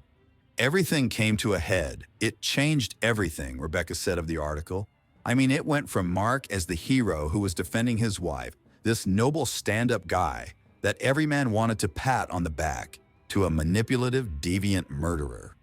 As the detectives continued their reinvestigation, they learned that Harrington's roommate, Susan Collins, had initially told police that someone asked to meet with Harrington on the day of the murders and that she had seen Harrington on the phone arranging that meeting. Inside Harrington's car, they found a note written on a bank deposit slip with Mark's name, his address, and the time to be there. Roger Harrington was not an intruder, but rather he was lured into that home by Mark Winger, Weinhoft said. Deanne Schultz's cooperation with police and evidence that raised questions about Mark's story prompted the voluntary dismissal of the civil suit against Bark Transportation. "I didn't see it coming," Rebecca said. "I didn't know that this whole investigation was brewing. I never thought the whole time that they thought my husband was a diabolical murderer." A warrant was issued for Mark's arrest, and he was taken into custody while at work. "I had made plans to go to McDonald's Playland," Rebecca recalled. "We were there and I got a phone call, and it was Mark's secretary, and she told me that Mark had just been arrested. I was just sick. Like my whole body kind of went numb, and I just couldn't believe it. I was shaking so badly, and I just remembered feeling so scared. I felt that I owed it to him and to my kids to just stand by him," she said. Hanson, Donna's sister, said she didn't feel relieved following Mark's arrest. "I still wanted to believe he was innocent," she said. "Here's this person that I know in handcuffs, and what's going to happen?" Bailey was just 6 years old at the time of Mark's arrest. She said no longer having her father home was scary. "I just remember everyone just trying to remain calm and kind of, at the time, being like, Dad's just going away for a while and that he'll be back soon," she said. But that was no longer possible. On August 23, 2001, Mark Winger was indicted for the murders of Donna Winger and Roger Harrington. At the trial in May 2002, a visibly shaky Deanne testified against Mark. The court granted her immunity in exchange for her testimony, though there was no evidence linking her to anything other than keeping Mark's terrible secret. Mark was sentenced to life in prison without the possibility of parole. One of the key points the prosecution had to prove was that Harrington had gone to the house to meet with the Wingers, not to commit a murder. They presented the cigarettes and coffee mug that he'd brought inside, as well as the weapons he'd left in his car and the note with Mark's name and address. Mark's attorney argued that Harrington was mentally ill, that he behaved erratically, and that these traits indicated he was capable of murder. When prosecutors presented the Polaroid showing the position of the bodies before they were removed from the scene, Mark's attorney argued throughout the trial that first responders could have moved the bodies. "It's our belief that Roger comes to the house, he's allowed into the home," now retired Detective Jim Graham said. "There were no signs of forced entry, and he was executed at that time." Hearing the gunshot, Donna Winger then comes from the bathroom to investigate. He then beats his wife to death with a hammer. Mark then calls 911. In the 911 call, someone can be heard moaning in the background. When Mark tells the operator he can hear his baby crying and hangs up. He had told the operator there was a bullet in Harrington's head, but when police arrived, Harrington had been shot twice. Deanne also gave damning testimony at the trial, saying that Mark told her it would be easier if Donna just died. "I thought it was crazy talk," she said during her cross-examination. After a chance meeting years later, Deanne testified that she confronted Mark in the hopes of gathering information and asked him how he lived with himself, and that he'd replied that he had found Jesus Christ and was forgiven. She said he warned her that if she ever said anything, they would both be in trouble. "I didn't think that anybody would believe her," Rebecca said. "I just thought if Mark truly did that, she would have come forward right away." Mark's defense argued that Deanne was emotionally unstable and just a woman who had been scorned. Deanne Schultz's testimony was able to demonstrate that, in reality, Mark was obviously unhappy, unfaithful, and had specifically talked about wanting to kill his wife, Weinhoft said. Schultz was granted immunity for her testimony, he added. There was no direct evidence that directly linked Deanne to actively participating in this crime. In the end, she was such a valuable witness as it relates to presenting the motive. After a trial that lasted 3 weeks, the jury found Mark Winger guilty of 2 counts of first-degree murder. Rebecca said she believed he would be going home with them. After the verdict, she said the words "guilty" rang through her head and that she wanted the earth to open up and swallow me. Sarah Jane Drescher and her daughters, Donna's sisters, were with her when they heard the verdict. "The 3 of us just embraced and cried," she said. And the story gets even more twisted, because 4 years later, Mark was also sentenced to an additional 35 years in prison when he tried to hire a hitman to kill Deanne, or testifying against him. He even attempted to put out a hit against a childhood friend who had refused to pay his bail. Helen Harrington was relieved and grateful that her son had been vindicated of Donna's murder. "We knew that Roger was innocent, and it finally got proven," she said. "He was branded a murderer at the time, but then all this came to an end." The police also had to come to terms with the faulty initial investigation. "I was ashamed of the way the investigation went," Cox said. "I hurt Roger Harrington's family. I ran his name through hell for no reason. I mean, he was an innocent victim." The police department had too hastily closed the case and turned a blind eye to some red flags, and to right such a wrong, it felt great, Bram added. But Rebecca said there wasn't any closure for her or her family. "When we lose someone, we gather. We have a funeral," Rebecca shared. "But when someone goes to prison, well, what do? You're just kind of left with this emptiness and this hole that you can't really have closure with that." "It wasn't just him being sentenced to life," she said. "We were sentenced to a life of a father in prison." Bailey Simic says she missed having her father around while growing up. "It was really hard being in school, seeing all the other kids have their dads and that relationship," she said. "And now suddenly, I couldn't just go to my dad's room or have him pick us up from school or anything like that." Ben Simic was only a year old when his dad went to prison. "I can look at the pictures and look at myself and say, that kid has no idea. He was way too young to know anything that was going on," he said. Rebecca had to move out of Springfield with her kids, and the home that she'd bought with Mark was foreclosed. She had been a stay-at-home mom for 7 years, so she had no option but to file for bankruptcy. "I didn't have anything to give my kids. Everything had been taken away. All I had was love," she said. Rebecca never remarried as far as we know. She raised all 4 of the children on her own. And Bailey has since reunited with Donna's family. "It was so incredible to see that there's this whole big family that loves me. And Sarah Jane still has my baby picture on her kitchen counter with all of her other grandkids, even though we've been gone for so long," she said. "We've been hurt a lot by the same person, but it didn't break us," Rebecca said. Although Sarah Jane Drescher says there will never be closure for the murder of her daughter, the family has worked together to set up Donna's Fund, which is a part of Women in Distress, an organization that works to provide shelter for women trying to escape abuse. "I think her legacy will live on through people that we help," Levin said, "and through the beautiful memories that we have of her." So what do you think of this crazy, twisted case of murder uncovered? Would Mark Winger still be walking scot-free today if his former lover, Deanne Schultz, hadn't developed a guilty conscience? Let us know your thoughts in the comments section. And don't forget to like, share, and hit the subscribe for more in-depth coverage of some of the most manipulative murders of all time.